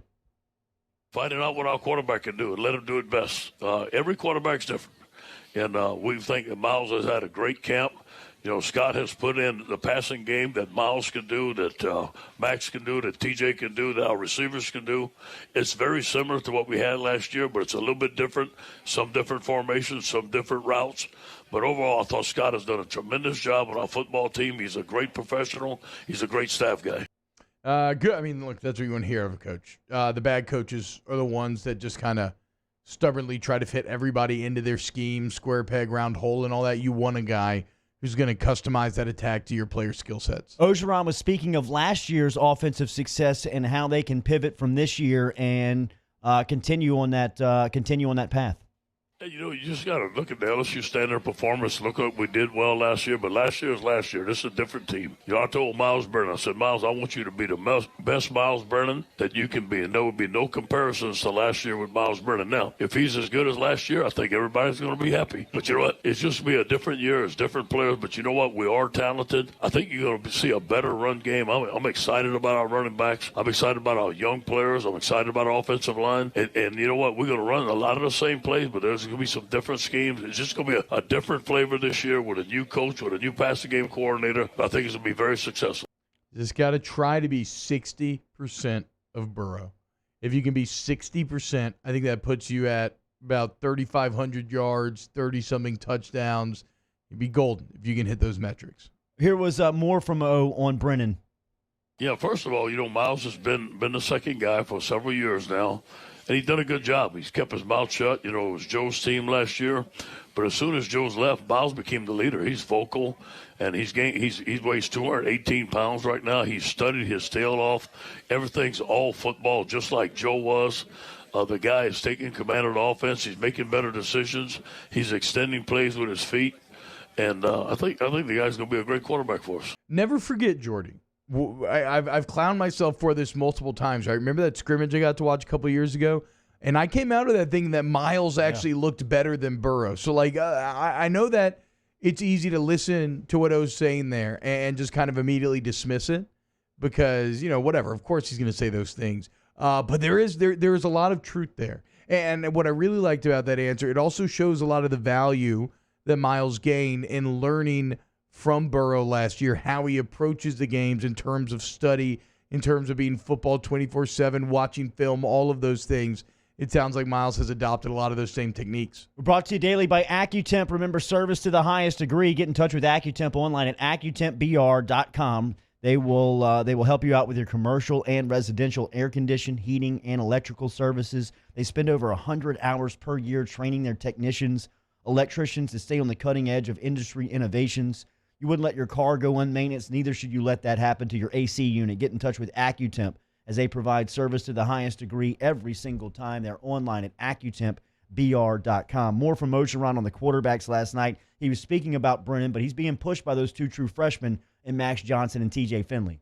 He's done it, and he's getting pushed. Max Johnson and TJ Finley are two outstanding young quarterbacks. And Miles is our starting quarterback. They have not beat him out, but I tell you what, he couldn't afford to have a bad camp, and those guys were right on his tail. The competition makes us all better. But I'm really excited about our quarterback group. I'm excited about our quarterback recruiting. I feel that Max Johnson is a championship quarterback. His dad's Brad Johnson, a championship quarterback. TJ Finley has had an excellent camp, throws a great ball right there from Ponchatoula. Those guys are competing, and I'm very excited about all three quarterbacks.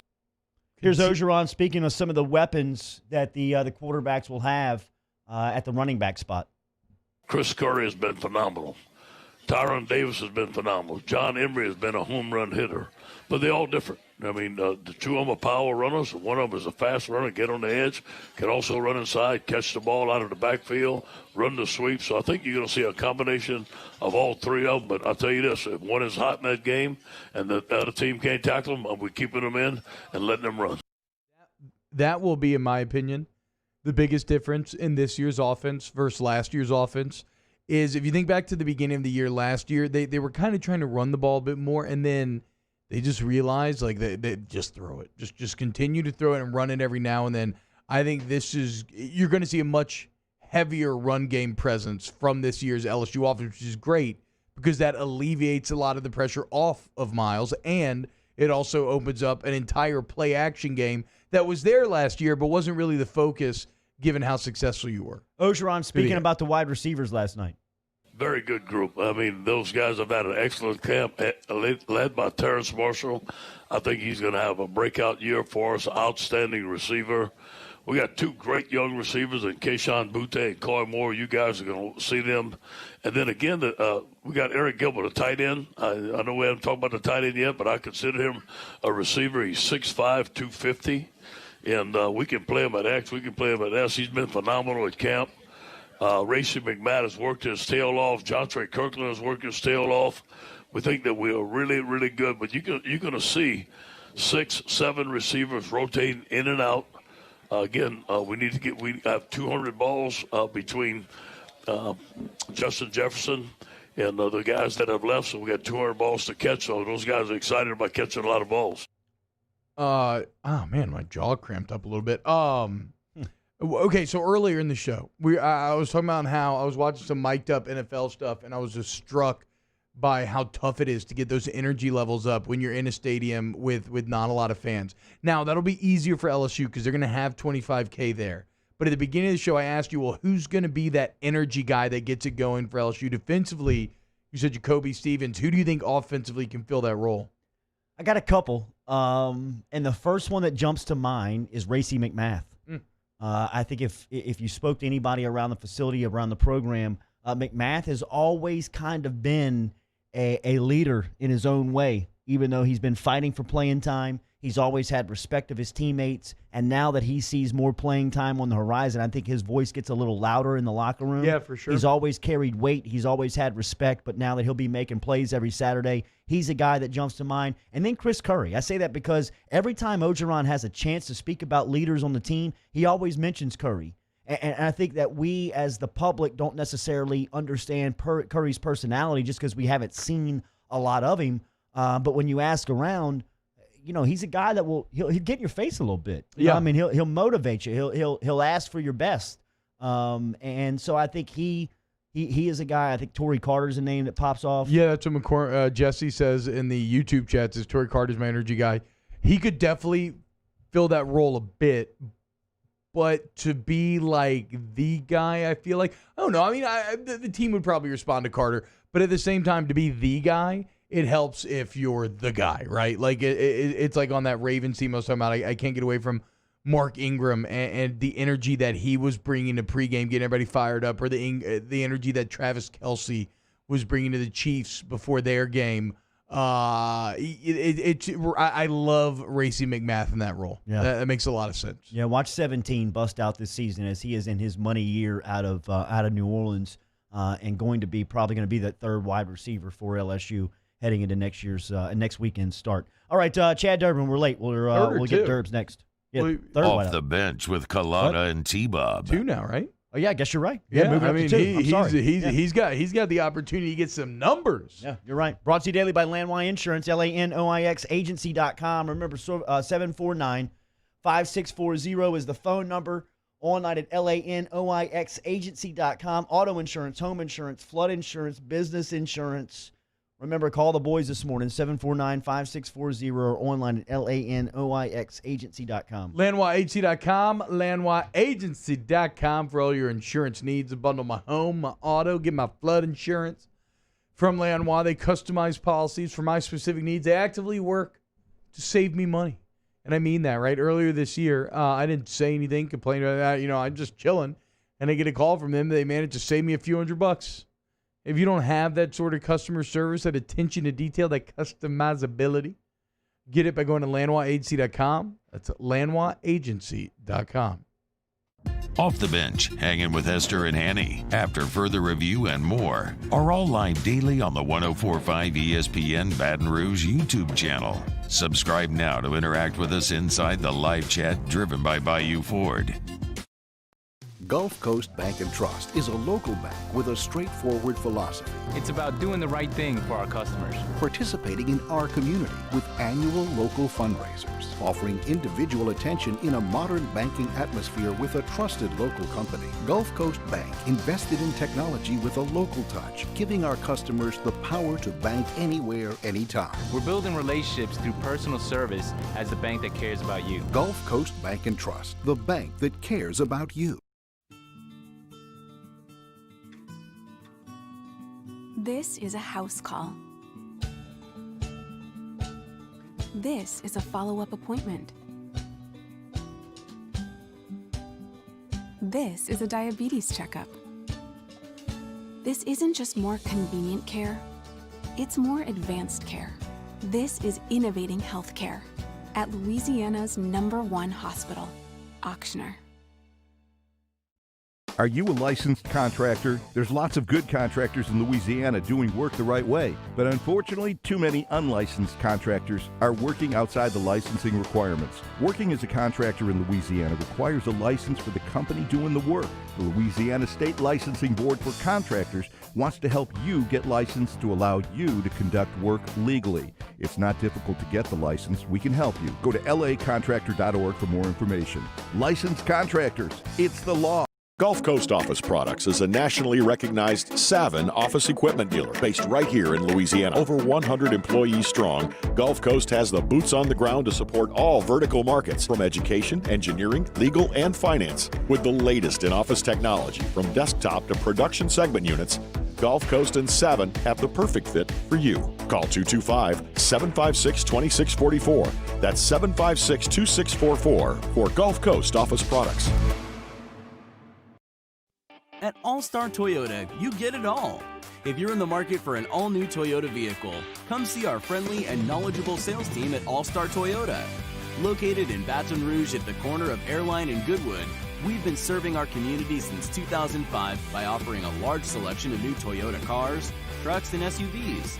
Get behind the wheel of your dream car and take a test drive at All-Star Toyota today.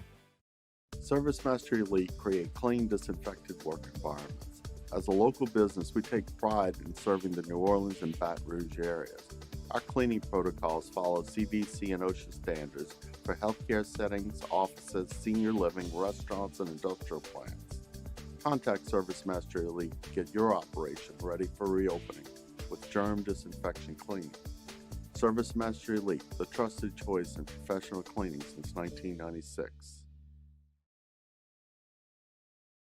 Hey, it's Matt Moscona inviting you to join us for Wednesday's Hump Day edition of AFR presented by Pluckers. Russ Mitchell of College Football News will join us, and the Saints hit the practice field. We'll get you an update on Michael Thomas's ankle injury. Join us 3 to 6, 104.5 ESPN Baton Rouge.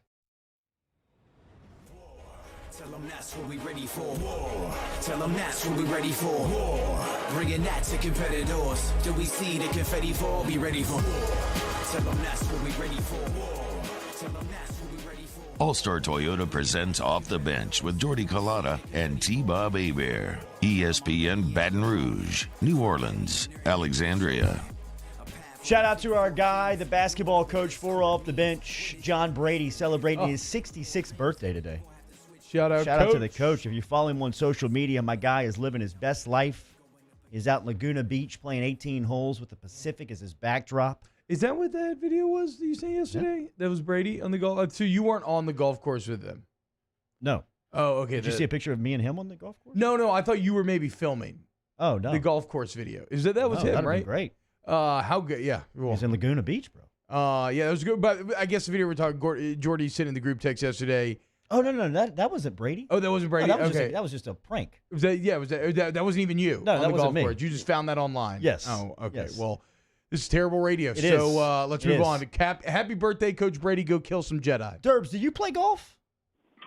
I played a lot of golf until the kids were born, and I kind of had a couple mentors tell me to to pump the brakes on golf till the kids are old enough that the wife won't, string you up.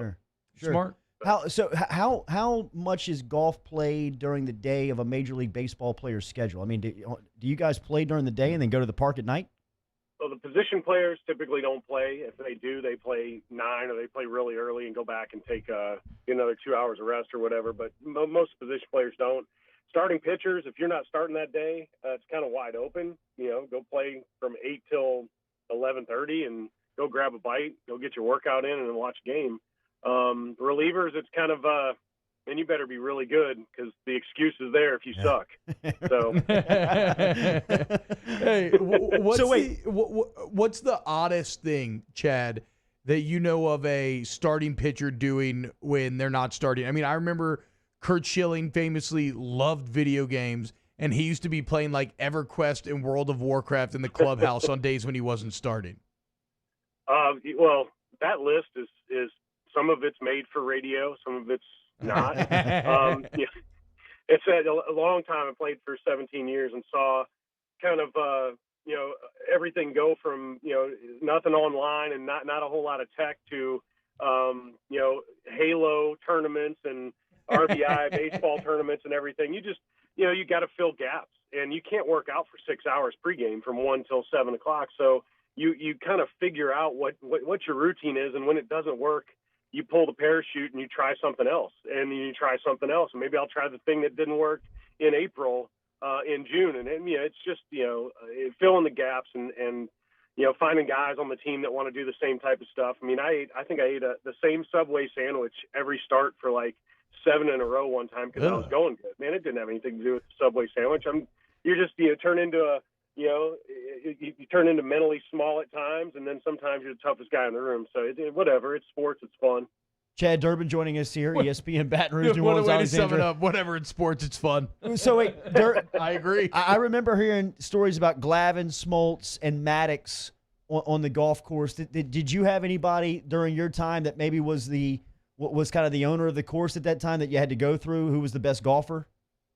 Well, in the minor leagues and then my first couple of years in the big leagues with Kansas City, and there's some great courses out that way, you found a couple guys that you'd be able to play. I mean, okay, which days are you going to be available? Which days am I going to be available? And I know why starting pitchers, why it fits so well. Golf is a lot like starting pitching. You can make a great pitch and it gets hit in the gap, or you can make a bad pitch and it ends up being a decent result. And the same thing happens on the course. You hit a ball just like you want to, and it hits a sprinkler head and goes into the woods, or you hit a tree and it comes back into the fairway. Once you let go of the ball or once you make contact with it in golf, it's kind of out of your control. You've got to kind of play it as it lies afterwards, and what are my results? What am I going to do from there? What was my game plan going in, and how am I going to adjust? So there's a lot of similarities, especially for like a 19, 20, 21-year-old brain trying to adjust to pitching in front of 40,000 people. There's a lot of things about golf. Plus, it's getting up at 8 o'clock the day after you pitch, and instead of staying out that night and maybe having some extra beers or whatever, you're getting up, you're moving around. Rotational sport, you're getting out there and doing some rotating. So I like it from the mental aspect. You just kind of learn to accept the result and move on. Where a lot of times when you'll see guys at LSU when they're pitching, you can see it. Man, first inning, gives up a leadoff double, hits a guy, walks a guy, bases loaded, and they don't look like they want to be out there anymore. Yeah. And you just learn how to get past those speed bumps and handle the moment you're in right then. Talking to Chad Durbin, World Series champ here on Off the Bench. Speaking of the World Series, Chad, the Dodgers yesterday became the first team to clinch. They've now made the playoffs 8 years in a row. Are they the favorite to win the championship this year? Yeah, they're the favorite. They're the best team in baseball right now, and they have been over the course of the last 8 years. Most years they've been other. So teams what's like held them Astros. back? What do you think has held them back? That why have they not been able to get all the way across that finish line? I mean, at the playoffs, you run into hot teams. Dave Roberts, their manager, and Andrew Friedman, their GM. They've done everything they could to put everybody in the right place, make the right decisions, and sometimes you run into hot teams like the Astros or the Nationals or whomever, and it's baseball. I mean, you got to win 4 to win a 7-game series, and you run into some hot pitchers or whatever. The playoffs are a completely different monster than the regular season, and Our better teams in Philly didn't win. Our team that got hot at the end of the year went in and just rolled. So it really does come down to having a really good bullpen to come up and clean up messes, give a good offense a chance to go score. I love Betts out there with the Dodgers. They were already really good, and they might have got the best player in baseball. He's leading off for them right now. I mean, he's a nightmare to face. So they're a lot of fun to watch. I think there's only 11 or 12 games left in the season. It doesn't feel right, but I think there's a 16-team playoff, so there'll be plenty of baseball to get played. And I found out that the NBA doesn't really resonate with me right now. I mean, because I'm choosing fantasy football and listening to college football talk and watching college football and MLB baseball over anything NBA, which kind of sucks for me. Maybe it's because the Pelicans didn't do well. Yeah, it's also, I mean, it's kind of crazy, Chad. We just have gone 0 to 100 with this sports stuff, right? Like, and it's like, it's kind of overwhelming. You're like a dog with too many tennis balls. Like the other day, I didn't even know that there was a Western Conference Game 6 finals game going on because I'm sitting there just drinking up all this NFL. Some epic games getting played, and I've got to watch the highlights. So you mentioned the difference between the regular season and the playoffs. When you look at the MLB right now and look at the teams that are in line to make the playoffs, do you see a team that is better suited for that portion of the season other than the Dodgers? Well, there are teams, Tampa Bay and the Chicago White Sox have some things going on with their teams. They're just hot offenses that can do a lot of stuff, that play dynamically, that have some bullpens that could do some damage. Atlanta's really good. The Cubs are always good. San Diego would be a lot of fun with their young team going in. They've got some really good arms. I think they'd be really interesting. They're going to make the playoffs. It's just a matter of, can they get through the Dodgers or can they get through the NL and some of the teams I just listed? And then the back end, you've got teams like San Francisco and the Phillies. The Phillies are awful right now in their bullpen. I think they have a 7 ERA, and they've had 20 save opportunities this year, and they've blown 11. That's really hard to do. I mean, you can throw right down the middle, and it ain't going to happen. But, it is what it is, and it's a tough play. They're lucky the fans aren't out there. Good Lord. Dude, the Philly fans, they be throwing batteries at them. Dude, you know what they do? They have the foghorns right outside of the ballpark, and they're just blowing them. And teams are complaining. They're like, we can't do anything. They're not in the park. You're in Philadelphia. It is what it is. They're going to find a way, dude. The city of brotherly love. DJ and the Yankees are always scary because they've got talent, they've got depth, and all that. It'll be interesting to see over the next week or so how it all lines up, who plays who, and whether or not I'm watching college football when those games come on. Derbs, you have the great story of you charting Justin Verlander's no-hitter as a Detroit Tiger that you've told here. We've heard great stories of you seeing performances of no-hitters. Alec Mills threw one last Sunday night at Wrigley. He became the 16th Cub to do that. There were no fans there. He's got a great story. He walked on to Middle Tennessee. He was a late draft pick by the Royals. He was cut by the Royals, picked up by the Cubs, and throws a no-hitter on Sunday night. I got to imagine that's a cool story. That is a cool story for sports, but for somebody like you that's played at that level, that's probably it probably touches home a little bit harder.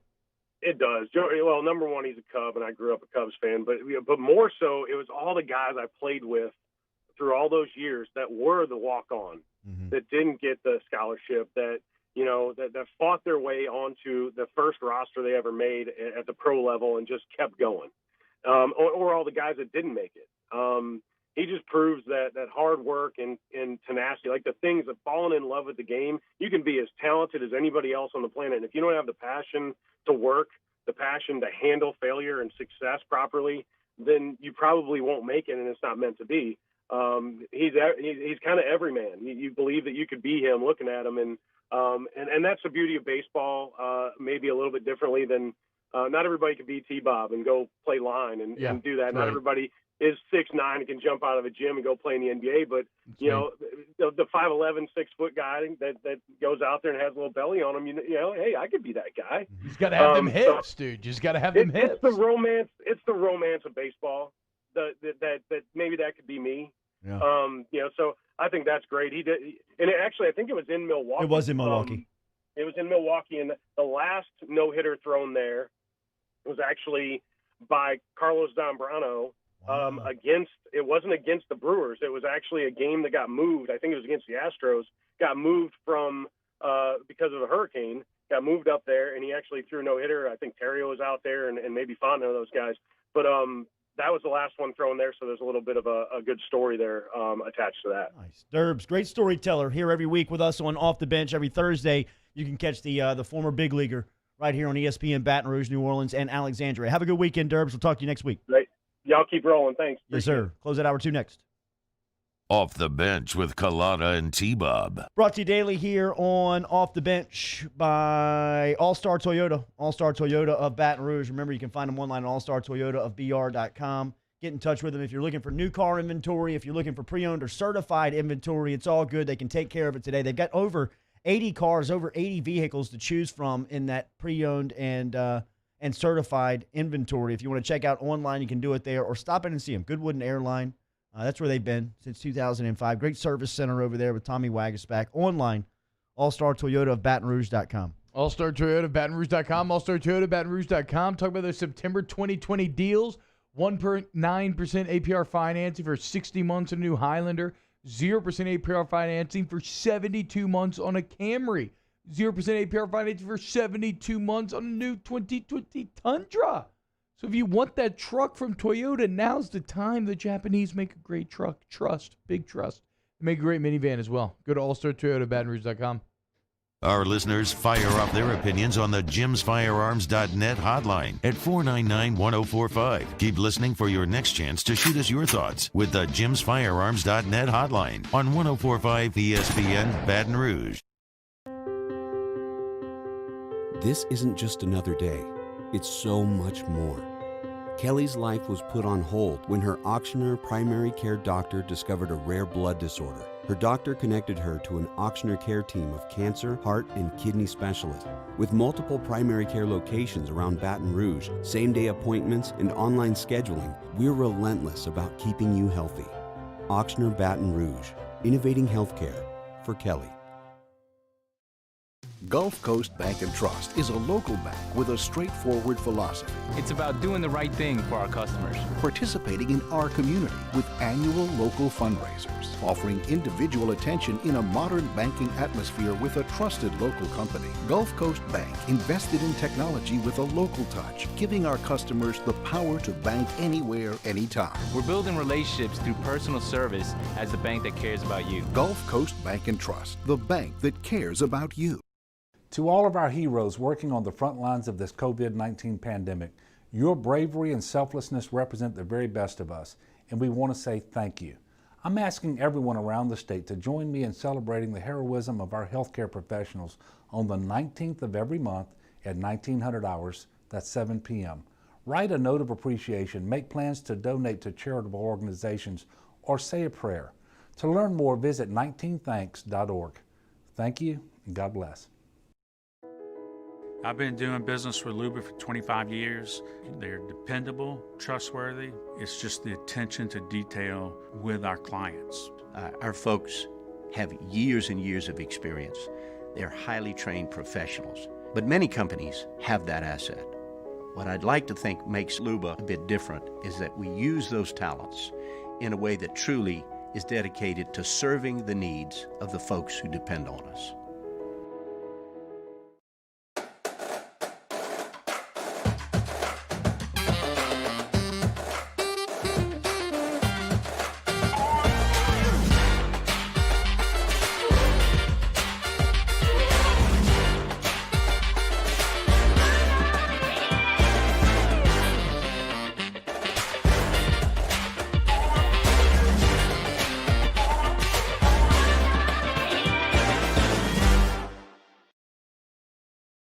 Are you a licensed contractor? There's lots of good contractors in Louisiana doing work the right way, but unfortunately, too many unlicensed contractors are working outside the licensing requirements. Working as a contractor in Louisiana requires a license for the company doing the work.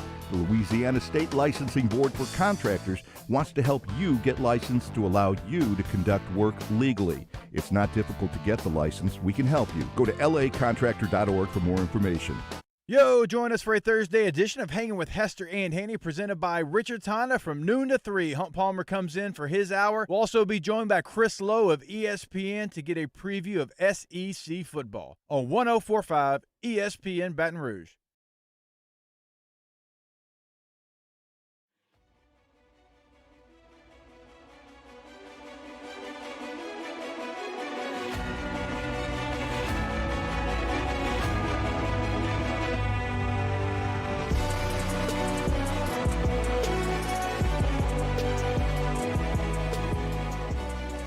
All Star Toyota presents Off the Bench with Jordy Collada and T-Bob Hebert. ESPN Baton Rouge, New Orleans, Alexandria. Good stuff from Derbs. Remember, check out everything online at 1045ESPN.com. the YouTube station, Off the Bench. Make sure and subscribe and get notified there. If you're watching online and you're checking out the Peter Millar pullover with the national championship logo, that is fresh off the rack. That's pretty at cool. Carriages. That's pretty cool. But what about that? Like, pick that up. Coach's shirt.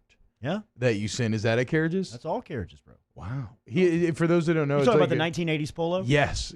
How fine was It that? is like straight out of Dazed and Confused. Put a whistle and some short shorts on, and you can start yelling at Randall Pink Floyd. I am keeping that for Jordan. Yeah. Oh, Like- absolutely. 1,000%. Like when Jordan shows up to the 2026, Something. That's 28 math. I don't know. LSU football game, you know what I mean? And he shows up in the 1982 Jerry Stovall polo.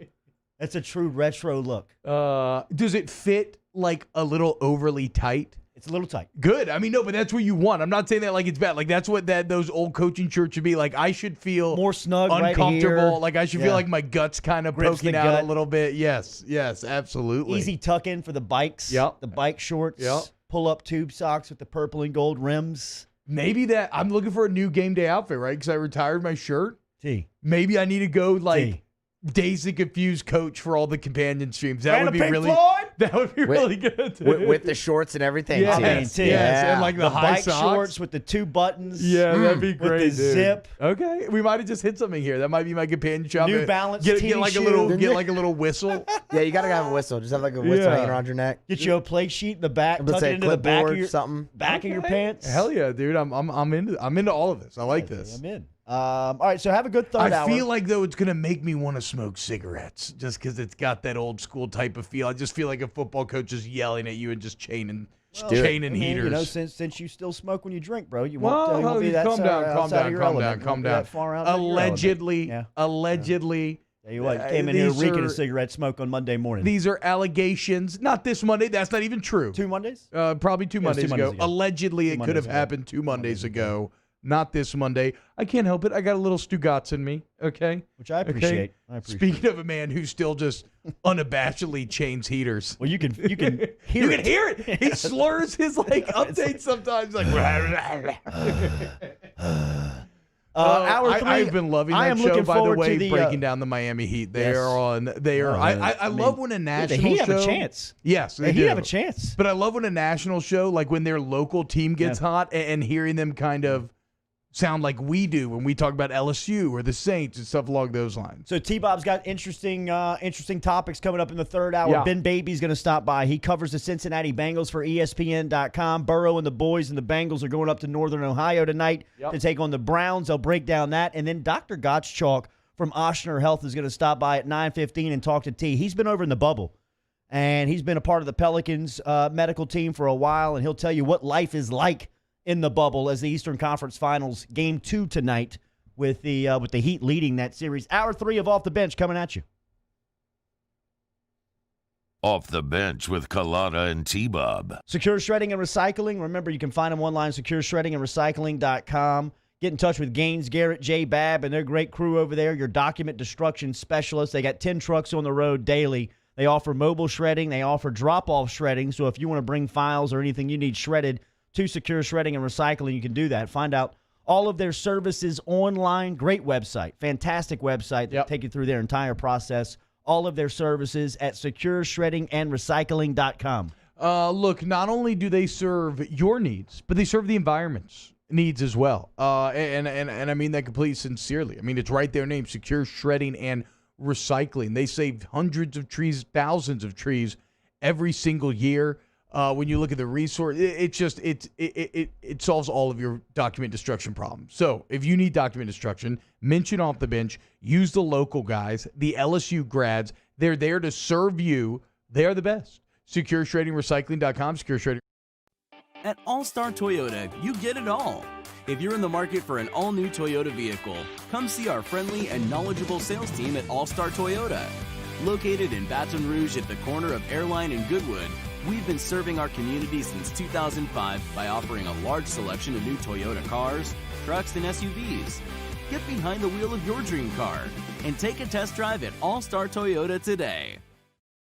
Gulf Coast Bank and Trust is a local bank with a straightforward philosophy. It's about doing the right thing for our customers. Participating in our community with annual local fundraisers, offering individual attention in a modern banking atmosphere with a trusted local company. Gulf Coast Bank invested in technology with a local touch, giving our customers the power to bank anywhere, anytime. We're building relationships through personal service as the bank that cares about you. Gulf Coast Bank and Trust, the bank that cares about you. Do you know someone who sets a good example for all of us to follow? Someone who shows leadership, selflessness, and service to their community without being asked? We think that's the definition of a good citizen, and so does Citizens Bank and Trust. If you know someone who exhibits all of these qualifications, nominate them for a Good Citizen Award, and they could receive $500 from Citizens Bank. And we'll recognize them here on the show. Get the details at citizensbankandtrust.com, and then nominate your good citizen. Are you a licensed contractor? There's lots of good contractors in Louisiana doing work the right way, but unfortunately, too many unlicensed contractors are working outside the licensing requirements. Working as a contractor in Louisiana requires a license for the company doing the work. The Louisiana State Licensing Board for Contractors wants to help you get licensed to allow you to conduct work legally. It's not difficult to get the license. We can help you. Go to lacontractor.org for more information. Licensed contractors, it's the law. This is a house call. This is a follow-up appointment. This is a diabetes checkup. This isn't just more convenient care, it's more advanced care. This is innovating healthcare at Louisiana's #1 hospital, Ochsner. Gulf Coast Office Products is a nationally recognized Savin office equipment dealer based right here in Louisiana. Over 100 employees strong, Gulf Coast has the boots on the ground to support all vertical markets, from education, engineering, legal, and finance. With the latest in office technology, from desktop to production segment units, Gulf Coast and Savin have the perfect fit for you. Call 225-756-2644. That's 756-2644 for Gulf Coast Office Products. ServiceMaster Elite create clean, disinfected work environments. As a local business, we take pride in serving the New Orleans and Baton Rouge areas. Our cleaning protocols follow CDC and OSHA standards for healthcare. Brought to you by Spencer Callahan Injury Lawyers.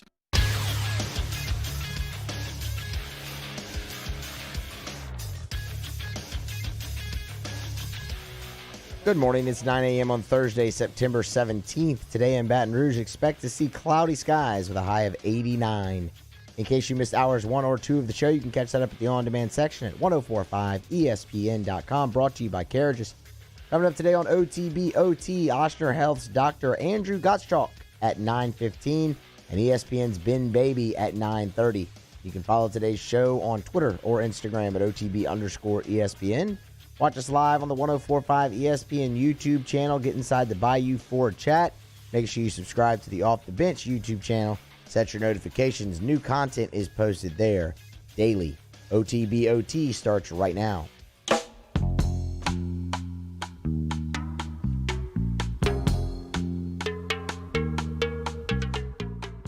All-Star Toyota presents Off the Bench with Jordy Collada and T-Bob Hebert. ESPN Baton Rouge, New Orleans, Alexandria.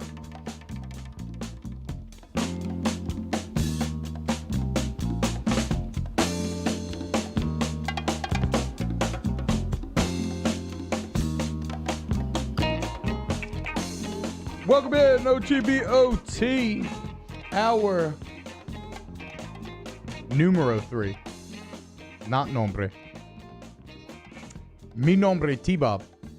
He's teachable, Danny. If anything, he's teachable. Je m'appelle T-Bob, Petit Bobby. Welcome, bienvenue. I think it means good afternoon, so that doesn't work. Either way, welcome into hour 3. I'm fresh off pulling a pretty impressive office power move. In the commercial break, somebody brought donuts to this floor of the office. Do you know what I did? Everybody's kind of gathering around the donuts. I walked up in there. I said, "Donut mind if I do." And I wiggled my fingers and grabbed me a donut. That's how you do it, people. A donut mind if I do. That just sounds like something Jack Black would have said in School of Rock. Actually, you know where I stole it from? Is one of the funniest things that I've ever witnessed, or not witnessed, one of the funniest shows I've ever seen that nobody ever talks about. Did y'all ever watch Funny or Die when it was on HBO? So Funny or Die is obviously the website that Will Ferrell made. They had 2 seasons of an HBO show. This is where, like, I think Drunk History started there and stuff. But, like, this is where they would use a lot of the online stuff. There's some original content, but within there was a 5-part show called Designated Driver that had Rob Riggle, and then who's Andre from the League? You know who I'm talking about? Big gap in his teeth. I can't remember. Those 2 guys, I mean, if anybody else has seen it, I would love to hear from you. Designated Driver, it made me laugh so hard, but that's always stuck with me. Donut mind if I do. So that's a little OTBOT gift for you as you go to work this morning. If you ever see Communal Donuts, you bust that out, everybody's going to love you. I mean, how could they not? I want to get into some things this hour. As Jordy talked to at the end of the last hour, we're going to talk to Dr. G, head doctor for the Pelicans next. I asked him about the bubble, asked him about Zion, asked him about his usage throughout this season. We got Ben Baby talking Browns Bengals. How are y'all feeling about Browns Bengals tonight, boys? A year and a half ago, 2 years ago, whatever it was, I just would have never fathomed that I would care this much about a Cincinnati Bengals game. Yeah, I feel like as long as it doesn't come down to a kick, we might be all right. Yeah, Bullock's good, though. He's off the injury report. He's off the injury report. The injury report was listed as calves, and it seems like his calves are good to go. He did say after the game it was his left calf, but in the picture he's holding his right calf. So that's why the injury report, they just put calves. You know, it was one of him. It was one of them. That's why he missed. Well, I actually do feel bad for Bullock because he had made 24 in a row before that, but all of us LSU fans that have just hopped on the Bengal bandwagon, everybody thinks that like Bullock's just the worst kicker ever. So we'll see. I can't wait for that game. I mean, think about it, right? You got 2 Heisman winners, 2 first overall picks. Again, to me, it kind of feels like Baker, like everything is on the line, which is really crazy considering how early we are in his career and how early we are in this season. It's just that he hasn't built it all on that potential that he showed at the end of year 1. He won Rookie of the Year, didn't he? Remember, he had some crazy numbers. He had like, he did. I want to say he set a rookie passing touchdown record. I think his fourth quarter numbers especially are really good that year. And you've seen regression, which is so concerning when you're talking about that position, right? Because once you regress, there's not always a guarantee that you're ever gonna get back there. Look at Mitch Trubisky, right? He had a couple nice moments maybe early on. He's regressed, but maybe wasn't that good to begin with. Point is, if Joe Burrow comes in and just handles Baker Mayfield and the Browns tonight, then first off, the Browns franchise seems as screwed as ever. But secondly, it's like, I mean, Browns fans would probably just be ready to kind of throw up their hands with Baker Mayfield and say he's not the guy. Kind of like Eagles fans are saying with Carson Wentz. Are you seeing this? We talked about it. I feel like it's gaining a lot of steam for some reason here later in this week's news cycle. Carson Wentz stock very up in the air. Speaking of up in the air, what are the Saints going to do without Mike Thomas? That's a question that a lot of people are asking themselves right now and writing about. Larry Holder had a really good piece in The Athletic that I think reinforces what Mike Thomas means to this team. Do y'all realize that last season, Mike Thomas accounted for over a third of the targets, over a third of the receiving yards, and over a third of the receiving touchdowns, all of which ranked, a quarter of the receiving touchdowns, all of which ranked, I believe, first in the NFL, in terms of wide receivers and their production respective to their team. So this is a black hole. Like, this is a player whose absence is only mirrored by the one you went through last year in losing Drew Brees. Like, that is the only player on this roster that I think that you could lose that would be more impactful than losing Mike Thomas. So who needs to step up? Who will that guy be? If we look at Sunday's game, I think the top two names that come to mind, it makes a lot of sense, are going to be Jared Cook and Alvin Kamara. Alvin Kamara, I love him finding ways to get in the end zone, but overall, Sunday was a bit of a struggle. Some of that was play calling. Some of that was getting beat by the Tampa front seven. But I think he's going to have a much better game this week. Like, I think he'll still score, but I think yardage-wise, the production's going to be there. And then what more can you say about Jared Cook on Sunday? I mean, if we just carry that forward, because if you look at the end of last year, weeks 10 through 17, where I want to say he averaged about 85 yards a game, around 7 or 8 catches. He carried that through into this year. And now without Mike Thomas, he could get even a greater portion of those looks. Somebody's going to open it up because, like, now if I'm game planning for the Saints, I'm probably going to focus on Kamara and Cook more. So does that open it up then for Emmanuel Sanders? Danny, I think you said this. Traquan Smith, we've been waiting on you to step up. Is this it? How about this, though? Weapon X, Danny Musa. Did you see him in the internet video yesterday? Dez Bryant. Weapon X. Are y'all open to Dez Bryant joining the Saints? Yeah, why not? I mean, if he's healthy, sure, absolutely. That's the caveat there. Yeah, I mean, look, it's probably too late in the game to add him. But if you're watching on the 104.5 ESPN YouTube right now, you're seeing the video. I mean, how could I not get some Dez Bryant hype going after he shows up? First off, the video's great. He's working out in a park. There's like a high school kid that he sees working out there too. And Dez walks up to him, and Dez is like really coaching him up. So just a sweet moment there. Imagine being a high school football player, and all of a sudden you're a wide receiver and you're getting coached up by Dez Bryant. But look at what our guy has on. The Zion Williamson jersey. Remember, there was a knife. He looks good in it. I think he was too. I think he's playing a scene because him and the New Orleans fan base clicked. And the franchise. It just, I called him on Twitter yesterday the best Saint that never was. I don't know. I also said that the Saints should sign him, and I acted real serious about it. I don't really think I believe that. But he did look awesome in his Zion Williamson jersey. So shout out to you, Dez. I still got love for you, man. Before we get to Dr. G next, some NBA news to hit. All NBA teams announced yesterday. No big surprises. Giannis, Harden, Luka, AD, and LeBron holding it down on that first team. But again, man, just appreciate what you're witnessing with LeBron James. It's like Picasso or any other grandmaster of their craft. You're getting to watch greatness live. This is a man who just broke the tie with Tim Duncan, Kobe Bryant, and Kareem Abdul-Jabbar for most All-NBA teams in league history. 16 out of 17 years, LeBron has ended up on an All-NBA team. Even more impressively, 13 of those years, including this one, he's been first team All-NBA, which was all to your record. So he just extended it. I mean, think about that, dude. He's 35 years old. Think about what we've witnessed in our lifetimes. He is 35 years old right now, and he's still so damn good that he just randomly decided to lead the NBA in assists this year. Just because he could. He kind of wanted to commit to it. He had AD now, somebody that he could feed a bit more consistently. And he comes out here at 35 and does something he's never done before, and he leads the NBA in assists.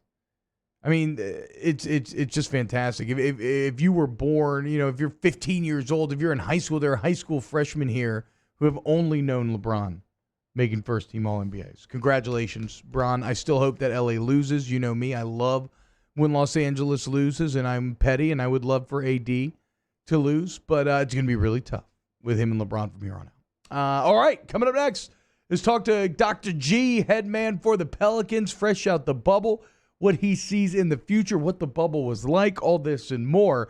And then remember, we got Ben Baby, who covers the Bengals, coming up at 9:30 here on OTBOT. Stick around.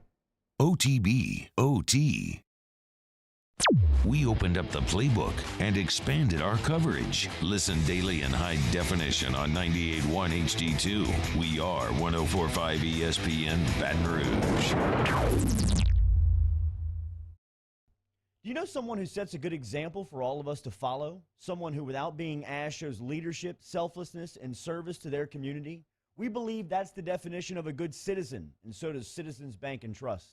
So, if you know someone that sounds like what Jordy was just describing, nominate them to be your good citizen, and they'll have a chance to win $500 from Citizens Bank and Trust. Plus, we'll mention him right here on the show. So go to citizensbankandtrust.com for more details and nominate your good citizen. At All-Star Toyota, you get it all. If you're in the market for an all-new Toyota vehicle, come see our friendly and knowledgeable sales team at All-Star Toyota. Located in Baton Rouge at the corner of Airline and Goodwood, we've been serving our community since 2005 by offering a large selection of new Toyota cars, trucks, and SUVs. Get behind the wheel of your dream car and take a test drive at All-Star Toyota today.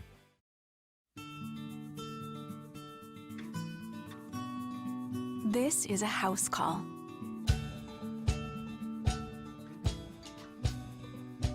This is a test result.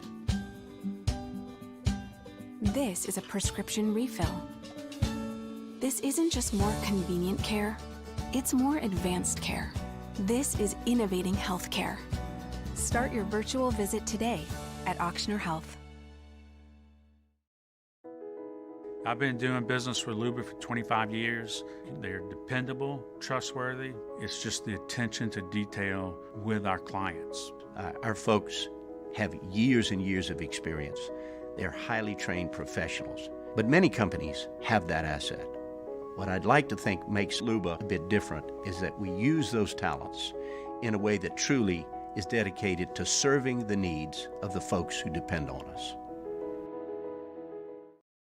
Gulf Coast Bank and Trust is a local bank with a straightforward philosophy. It's about doing the right thing for our customers. Participating in our community with annual local fundraisers, offering individual attention in a modern banking atmosphere with a trusted local company. Gulf Coast Bank invested in technology with a local touch, giving our customers the power to bank anywhere, anytime. We're building relationships through personal service as a bank that cares about you. Gulf Coast Bank and Trust, the bank that cares about you. Here at the Big Squeezy, we continue to serve the Baton Rouge and Southeast Louisiana areas during these troubling times. We are dedicated to providing you healthy food items to help you live your best life. From our cold-pressed juices to our delicious smoothies, let the Big Squeezy keep you going. Stay active, stay happy, and let us help you stay healthy. Visit us at our locations and also inside of Alexander's and Mathern's grocery stores or online at thebigsqueezy.com.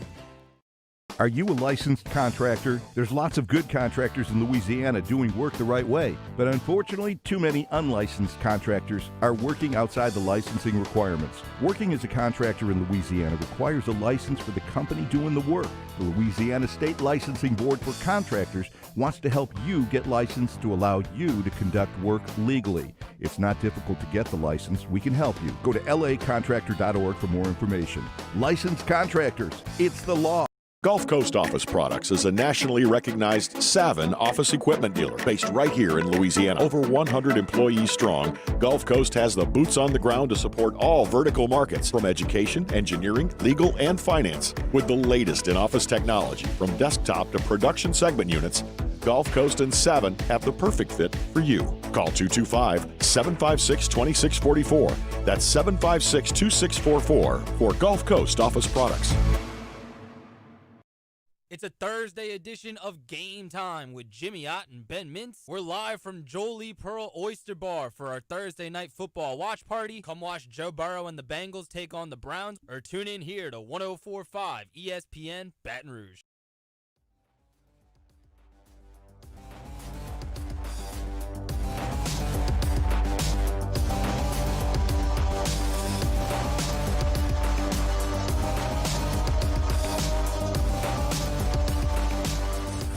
OTB OT with T-Bob Hebert, ESPN Baton Rouge, New Orleans, Alexandria. Yo, what up? Welcome back, OTB OT. Hope you're having a great day. Right now, it's my pleasure to welcome in the Director of Primary Care Sports Medicine and Ochsner Health. I'm talking about the head medical team physician for your New Orleans Pelicans. That's right, Dr. Andrew Gottschalk. Call you Dr. G if that's okay, Doc. Is that cool for this interview? Hey, that is cool with me. Thank you so much for having me this morning. Hell no, dude. Thank you for joining us. I've got a lot of questions. Because for those that don't know, Dr. G has been in the NBA bubble. He has been in the most, the most sacred of circles. And I obviously want to talk to you about this Pelicans team a bit. But let's just start there, Doc. What was it like this experience that you just went through? What was life like in the NBA bubble for you? It was incredible in a word. But I think long before there was a bubble, we were doing Zoom calls 2, 3, 4 nights a week for weeks and months before there ever was a bubble. So the work that went into just creating the darn thing was tremendous. The effort that went into it was tremendous. Being in it is weird. It's weird. It's different. It's a city unto itself. Nothing like this has ever been done in the history of the human race. I mean, in the middle of this pandemic crisis, tremendous people came together to put this together. And look, Doc, it's worked fantastically. I mean, and really, it's kind of viewed as the model for a lot of other sports going forward. So, were you in the innermost circle? Like, were you walking around and there's, whatever, like there's Russell Westbrook and there's Harden and there's these other guys. Were you in that circle? Yes, it is a utopia of who's who in the NBA, walking along beside one another, all being with each other, dining in the same cafeterias, being together. It's incredible. It's surreal. Wait, so are other teams like are teams eating together in the caf? Sometimes do you have people crossing team lines? Have there been any trash talking going on in the bubble? Oh, there always is. There always is. So teams have their individual space. Their individual floors of hotel, their individual meeting rooms, their individual dining rooms. And then there's a tremendous amount of kind of a collective space.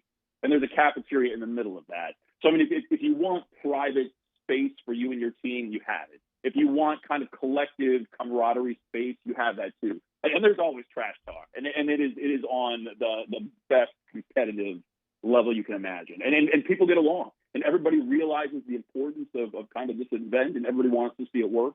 And there's a competition of the game, and then there's the collegiality of all of us kind of making this happen together. I mean, I feel like I just can picture Bam Adebayo in line for food, just kind of eyeing Jason Tatum and being like, yeah, punk, that's right. We're going again tonight. Talking to Dr. G here on OTBOT. All right, Doc. Now I'm going to have to get into some. Let's get into some Pelicans questions, and obviously we have to start with Big Z because so much was made about his absence for personal reasons from the bubble, and then his return. What was the idea? So he leaves for 10 days, and he has to come back, and he has to get reacclimated. What was the idea behind the plan of ramping him up instead of playing him a bit more immediately? It's a fair question. I can't comment on specific injuries or what was going on with his family. What I can I don't want to know. Sorry, I don't want to know any of that. Just like the general theory behind the ramp up as opposed to just go play. There was, I mean, and Z aside, there was a ramp up plan in place for every single player in the bubble. Every single Pelicans player had his own personal ramp up plan based on where he was, kind of coming back from where we were in the pandemic. And Z was no exception to that. And we really just followed that same plan for each individual player, regardless of who that player was. I mean, I should throw in there, Z's character is just terrific, and his work ethic is terrific. And he is so competitive, one with other teams, but just with himself in terms of getting his body in shape and being healthy, and him buying into this plan of just kind of maintaining where he is and getting him even better. He's been on board the whole time. He's been wonderful. Well, and I think that's interesting to hear because that's what a lot of Pelicans fans came out of the bubble like kind of wondering is fitness level, commitment, all of these things, and honestly, you don't know what he's dealing with. So fair, unfair doesn't really come into it. It was just the perception at the tail end of this. But Doc, I want to ask you just about the culture around that building because it seems like since Miss Gale really fully committed to the franchise and you bring in David Griffin and you bring in Aaron Nelson. It's like a whole new team there. How different is the vibe and just like how much brighter is the future of this franchise look than it did, I don't know, like a year and a half ago? And you said it. Miss Gale is not in 100%. She is in 1,000%. She is in more than I'm going to say any other NBA owner out there. It's incredible to see. And I think she brings in arguably the smartest mind in basketball, David Griffin. And he sets things in motion on 17 different levels, and some of which you can see and some of which you can't see. But there are always balls in the air being juggled. And that machine moving down the road is incredible. And so I think it's hard. I think David Griffin, the smartest mind in the game, comes in and puts a plan together and boom, gets hit in the face by a pandemic. Yeah. And then kind of gets to work changing that initial plan that was built for any given season into this pandemic plan and then a bubble plan and then moving forward. And so I think it's tough because you're right. We care about wins and losses, but the amount of thought and energy that goes into walking down the road is incredible. So I think, hey, I look down the road at the future, and even I only know a few of those 17 different levels that he's thinking on. But the future is so bright for the Pelicans. You need sunglasses. Yeah, I mean, look, I approach the Pelicans just as a fan. You know, I don't have enough basketball knowledge to try to pretend to be like a true analyst. And just from the fan perspective, even with the poor bubble showing, I feel better about the future than I ever have before because there seems to be that long-term vision for the first time. But so like I said, though, in the bubble, it was a bit disappointing because you had a chance to gain a lot of kind of heart and mind share in New Orleans. A lot of people were very excited, and the team kind of fell flat. What was the team's response to that? How do you feel like, how did the guys emerge on the other side of what was a disappointing 8 games? It's a great question because I think as a fan, there's a loss, and you sit there and you go, oh, phooey, there was a loss and I hate it. And that is just the first piece of what a player feels. Or any member of the medical team or any member of the staff, that, oh, phooey, there was a loss and I hate it. But unlike a fan, you have to go, okay, what's next? How am I going to learn from that? How am I going to grow? How am I going to be better? That happens after a disappointing practice. That happens after a disappointing loss. That happens after a disappointing bubble. And I can guarantee you, after the Pelicans wrapped up their time in the bubble, they did not sit there and dwell on, oh, that was disappointing. They sat there and said, and here's how we're going to use that to be better. Here's what we learned. Here's what we learned for the team. Here's what we learned for each individual player. Here's how we are going to make ourselves even better still and walk down the road in the direction of David Griffin's vision and be even more incredible next year. And they will. So that mindset is just a winning mindset, and I love to see it. We are talking to the director of primary care sports medicine over there at Ochsner Health. Of course, we love Ochsner on OTB, whether you're in Baton Rouge, North Shore, New Orleans. They got the performance training, make you bigger, stronger, faster. If you do have to have surgery or anything, they got the best doctors. And then the physical therapy facilities are second to none. And kind of that goes into my next question, Doc, which I have to circle back around to Big Z because so much of the national conversation surrounding him has been about things like his body type.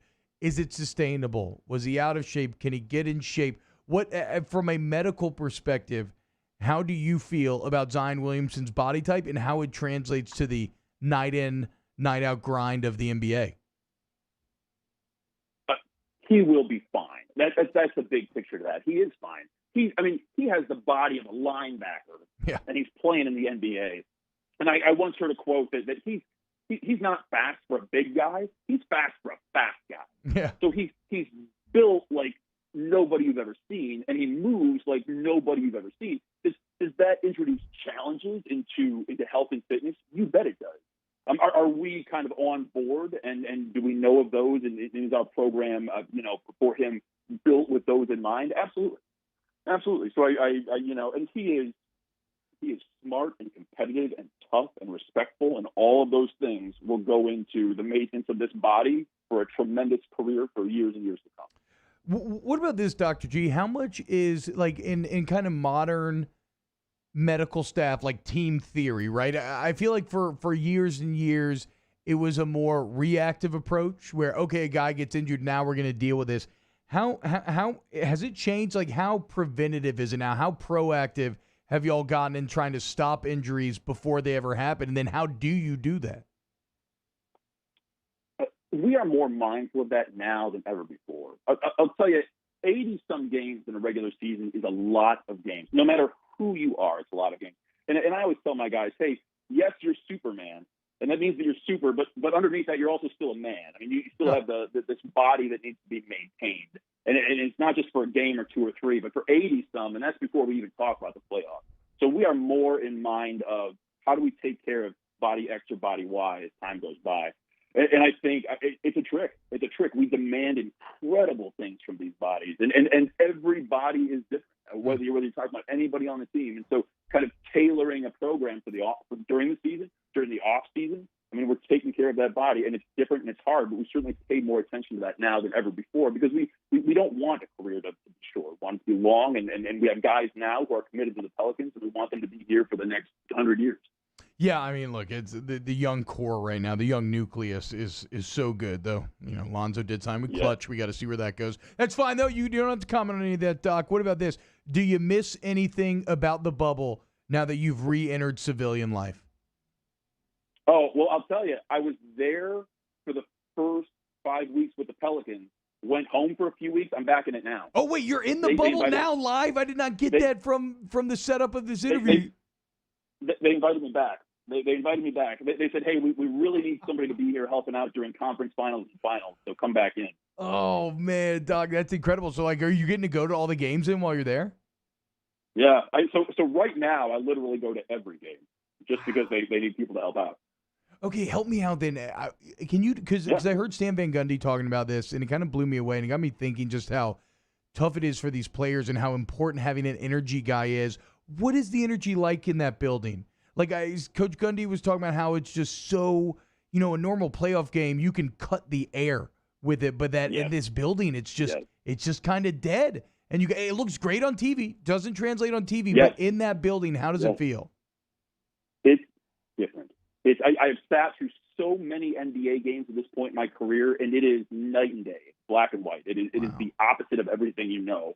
And you're right. They've done a lot of kind of technical advancements to bring some of the noise and bring some of that with it. It's hard, but I'll tell you, and especially like the teams here now, there are some teams who have advanced, who maybe you wouldn't have thought would have advanced at the beginning of the bubble. Yeah. And that is driven by there are people and players out there who have brought that intensity with them. We say, hey, look, I do love the crowds, and I do love the sights and the sounds and the smells of the arena when it's rocking. But I'm here now. I'm going to compete. I'm going to give it everything I've got, and I've brought some of that with me, and that's carrying us down the road. And maybe having some of that is what got a few of the teams who were shooting in the beginning. You would have just written off, and here we are in the conference finals. I can't help but think about like Jimmy Butler in the Heat, right? I mean, he seems like that type of character, and honestly, I think that type of attitude is something I think the Pels could maybe look into going forward. But we shall see. Dr. Andrew Gottschalk, thank you so much for joining us this morning, man. I hope this is the first of many. Enjoy the bubble, and hopefully we can check in again before you leave. Hey, thanks for having me. Thank you so much, Dr. G. There you go, the Director of Primary Care Sports Medicine, Ochsner Health. You know we love Ochsner. Also the head team physician for your New Orleans Pelicans. All right, when we get back, Ben Baby, talking Bengals Browns. Next, you're on OTB OT. OTB. Tune in tonight as NFLSU takes center stage when Odell Beckham Jr. and the Cleveland Browns host Joe Burrow and the Cincinnati Bengals. The NFL lives on 104.5 ESPN Baton Rouge.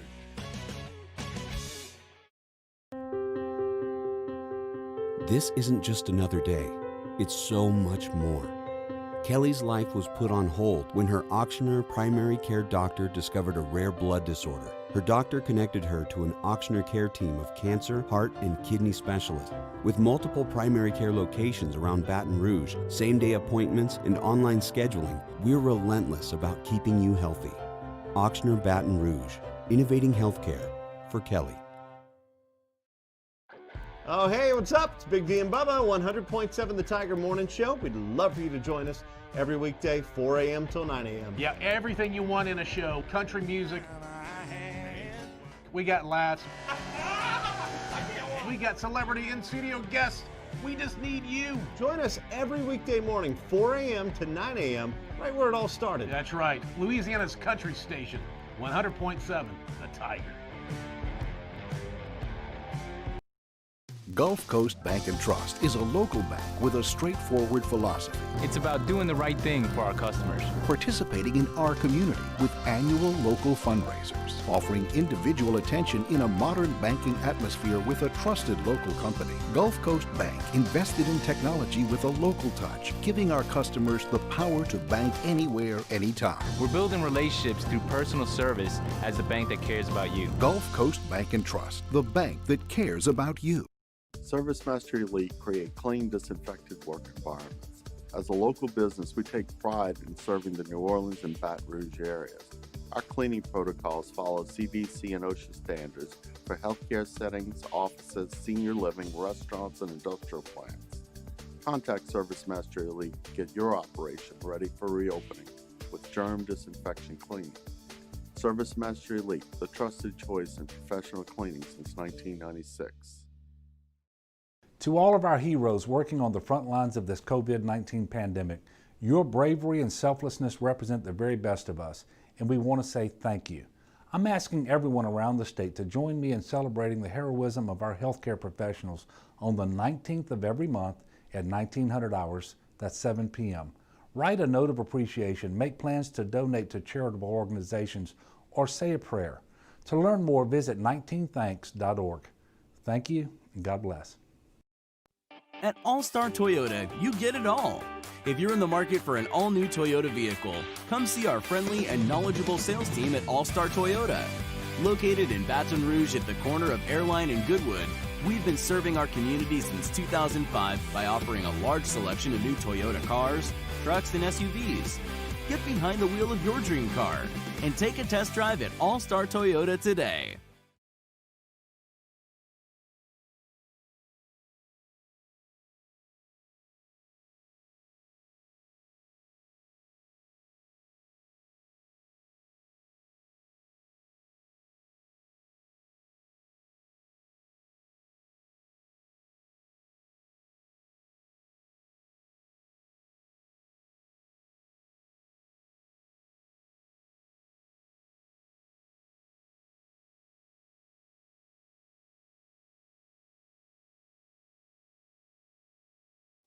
At All-Star Toyota, you get it all.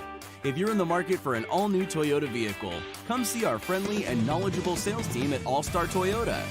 Located in Baton Rouge at the corner of Airline and Goodwood, we've been serving our community since 2005 by offering a large selection of new Toyota cars, trucks, and SUVs. Get behind the wheel of your dream car and take a test drive at All-Star Toyota today. Yo, join us for a Thursday edition of Hanging with Hester and Haney, presented by Richard Tonda from noon to 3. Hunt Palmer comes in for his hour. We'll also be joined by Chris Lowe of ESPN to get a preview of SEC football on 104.5 ESPN Baton Rouge.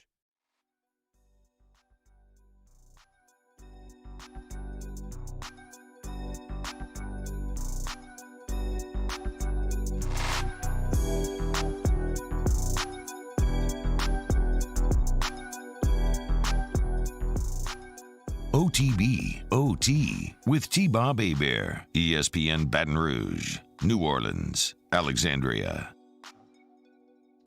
Yo, what up? Welcome back. OTB, OT. Talking to Ben Baby right now. Covers the Bengals. We've talked A&M with Ben in the past. Now it's on to Cincy. He's married to our guy Joe Burrow nowadays. Ben, what's going on, man? Thanks for waking up. Hey, nothing much. Hey, T-Bob, you out here spitting bars. I love it in the morning. Yeah, you like that? Early morning. My energy levels are low, but the flows are high, Ben. But there's only one question on everybody's minds as we start this interview, and it's maybe the most important question I've ever asked on air. How are Randy Bullock's calves? Is he going to be ready to go tonight? Listen, I have the inside scoop on the Randy Bullock calf alerts, and it looks good. I'm giving levels at green, 10 out of 10. The Randy Bullock's calves look phenomenal. I think they feel phenomenal. He was not listed on the injury report yesterday, so I believe that Randy Bullock's calves will be good to go in Cleveland. You heard it here first. What's the local opinion? Because we've had the debate as to whether or not the calf injury was maybe a farce. Listen, I've known I've gotten to know Randy a little bit. Both of us are native Texans. I used to cover A&M. He used to play there a little bit, and I when it happened, Randy came and met with the media afterwards, and I don't know if that's something that someone does if they're facing an injury. Why double down and tell everybody what's going on here? And I don't think Randy's made the point, like, he's missed other game-winning kicks in his career. Like, this isn't anything new for him. And so for the fact that, he did this, I think that's just the life of a kicker.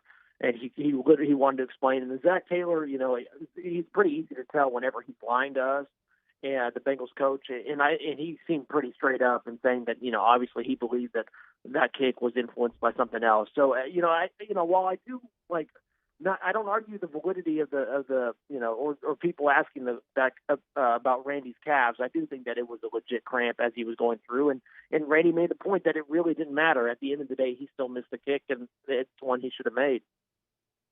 Yeah, look, and it sucks. We called it the inverse Gostkowski, right? I mean, he missed the one that he had to make, but still, it doesn't take away from what was on the whole, I don't know. People down here, it seems like people came away impressed with Joe Burrow. I know here locally, everybody was locked into the game. They're going to be locked in tonight.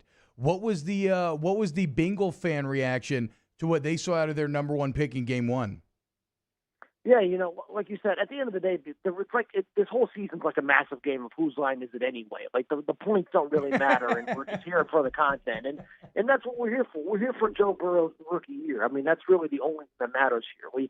I think the number one thing about the Bengals season in 2020 is Joe Burrow's development, and I think you saw some good things from him that first game. I think that he had an up and down performance, if we're being quite honest, but that last series in which he was able to overcome that fourth quarter interception, really go out and put a good drive together, and honestly put his team in a position to where they arguably could have and should have won, I think was really impressive for a rookie. And all camp we had guys say, this guy really doesn't feel like a rookie. And I thought you saw some of that on Sunday.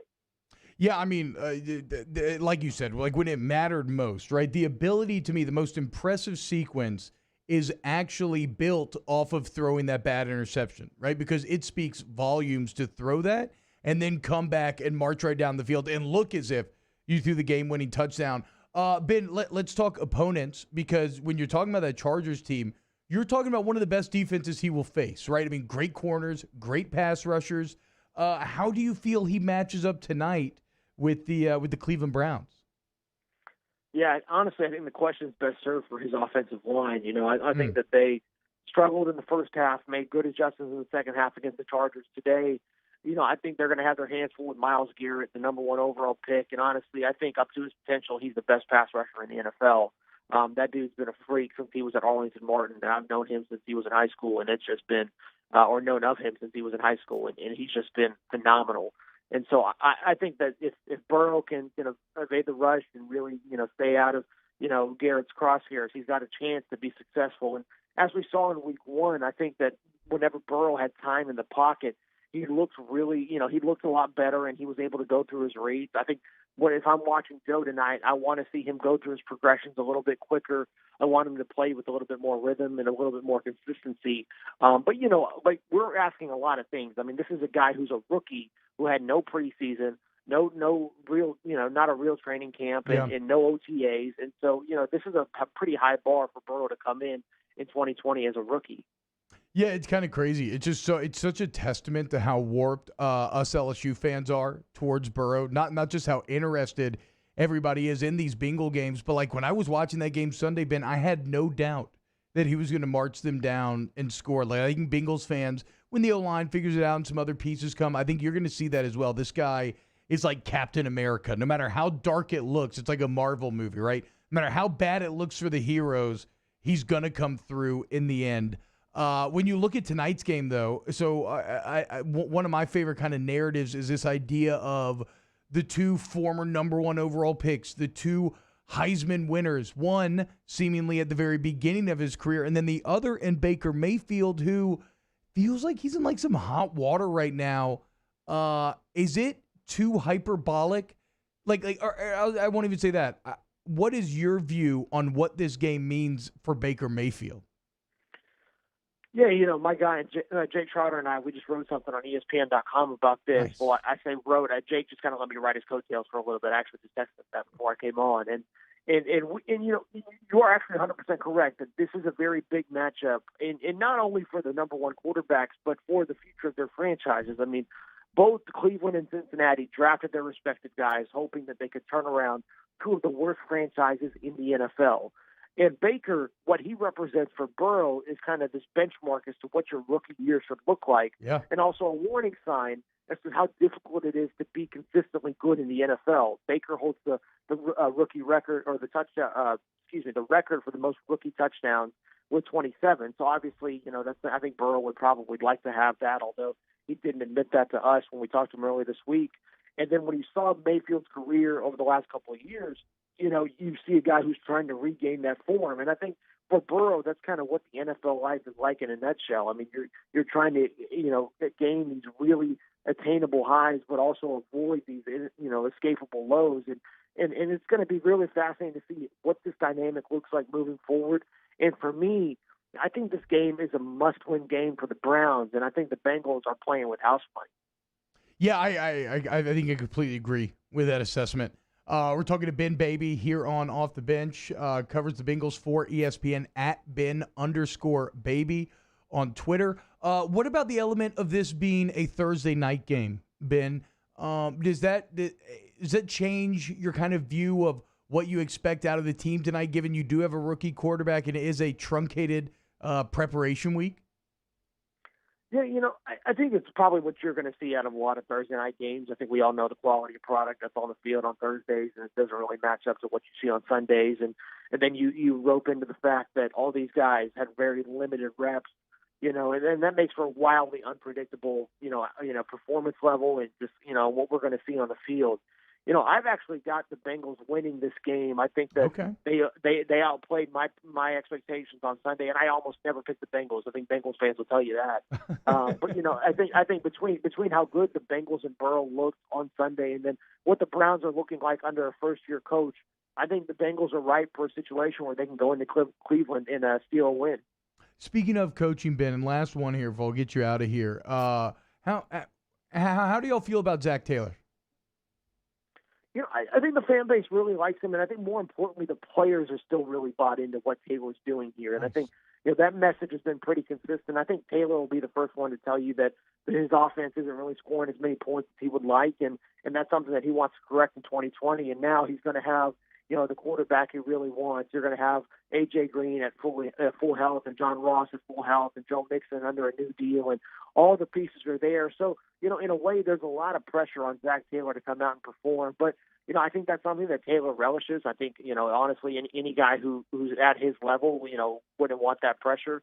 And then now you've got a young quarterback that you're grooming along to kind of be your franchise cornerstone. So, while Taylor has struggled early, I think a lot of guys are in the locker room have been really supportive of what Taylor's doing and what he's trying to accomplish. So, we'll see if he'll be able to get it done in this year and moving forward. I love it, man. I cannot wait for tonight. I never thought I would be so excited for a Bengals-Browns Thursday night game, but here we are. I'm riding with Joey B, Ben Baby, ESPN at Ben_Baby. Ben, thanks so much for waking up with us, man.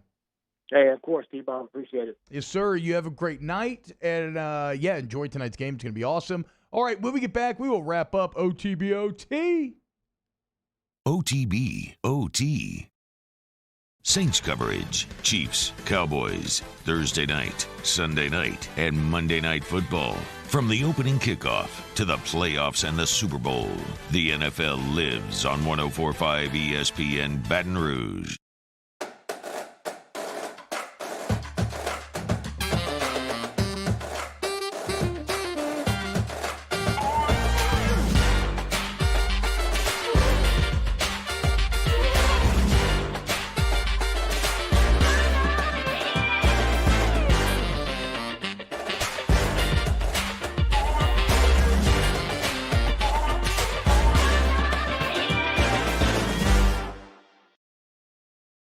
Gulf Coast Office Products is a nationally recognized Savin office equipment dealer based right here in Louisiana. Over 100 employees strong, Gulf Coast has the boots on the ground to support all vertical markets, from education, engineering, legal, and finance. With the latest in office technology, from desktop to production segment units, Gulf Coast and Savin have the perfect fit for you.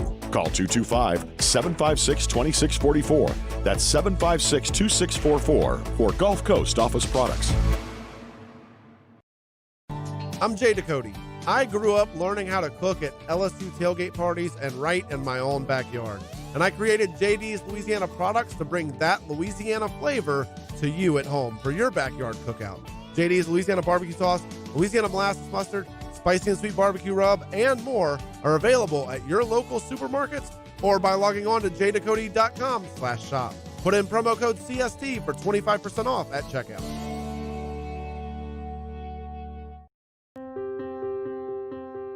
This isn't just another day. It's so much more. Kelly's life was put on hold when her auctioneer primary care doctor discovered a rare blood disorder. Her doctor connected her to an auctioneer care team of cancer, heart, and kidney specialists.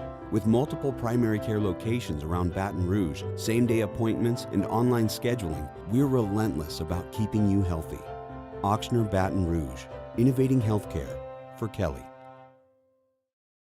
Gulf Coast Bank and Trust is a local bank with a straightforward philosophy. It's about doing the right thing for our customers. Participating in our community with annual local fundraisers, offering individual attention in a modern banking atmosphere with a trusted local company. Gulf Coast Bank invested in technology with a local touch, giving our customers the power to bank anywhere, anytime. We're building relationships through personal service as the bank that cares about you. Gulf Coast Bank and Trust, the bank that cares about you. ServiceMaster Elite create clean, disinfected work environments. As a local business, we take pride in serving the New Orleans and Baton Rouge areas. Our cleaning protocols follow CDC and OSHA standards for healthcare settings, offices, senior living, restaurants, and industrial plants. Contact ServiceMaster Elite to get your operation ready for reopening with germ disinfection cleaning. ServiceMaster Elite, the trusted choice in professional cleaning since 1996. To all of our heroes working on the front lines of this COVID-19 pandemic, your bravery and selflessness represent the very best of us, and we want to say thank you. I'm asking everyone around the state to join me in celebrating the heroism of our healthcare professionals on the 19th of every month at 1900 hours, that's 7 p.m. Write a note of appreciation, make plans to donate to charitable organizations, or say a prayer. To learn more, visit 19thanks.org. Thank you, and God bless. At All-Star Toyota, you get it all. If you're in the market for an all-new Toyota vehicle, come see our friendly and knowledgeable sales team at All-Star Toyota. Located in Baton Rouge at the corner of Airline and Goodwood, we've been serving our community since 2005 by offering a large selection of new Toyota cars, trucks, and SUVs. Get behind the wheel of your dream car and take a test drive at All-Star Toyota today. It's a Thursday edition of Game Time with Jimmy Ott and Ben Mintz. We're live from Jolie Pearl Oyster Bar for our Thursday night football watch party. Come watch Joe Burrow and the Bengals take on the Browns, or tune in here to 104.5 ESPN Baton Rouge.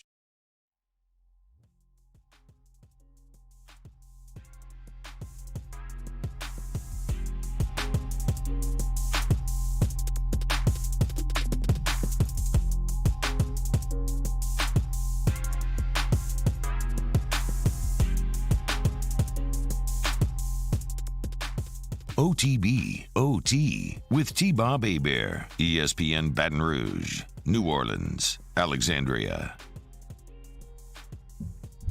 Welcome back. Closing out OTBOT. It's been a fun show today. Going to do this last segment, talking a little video games, boys.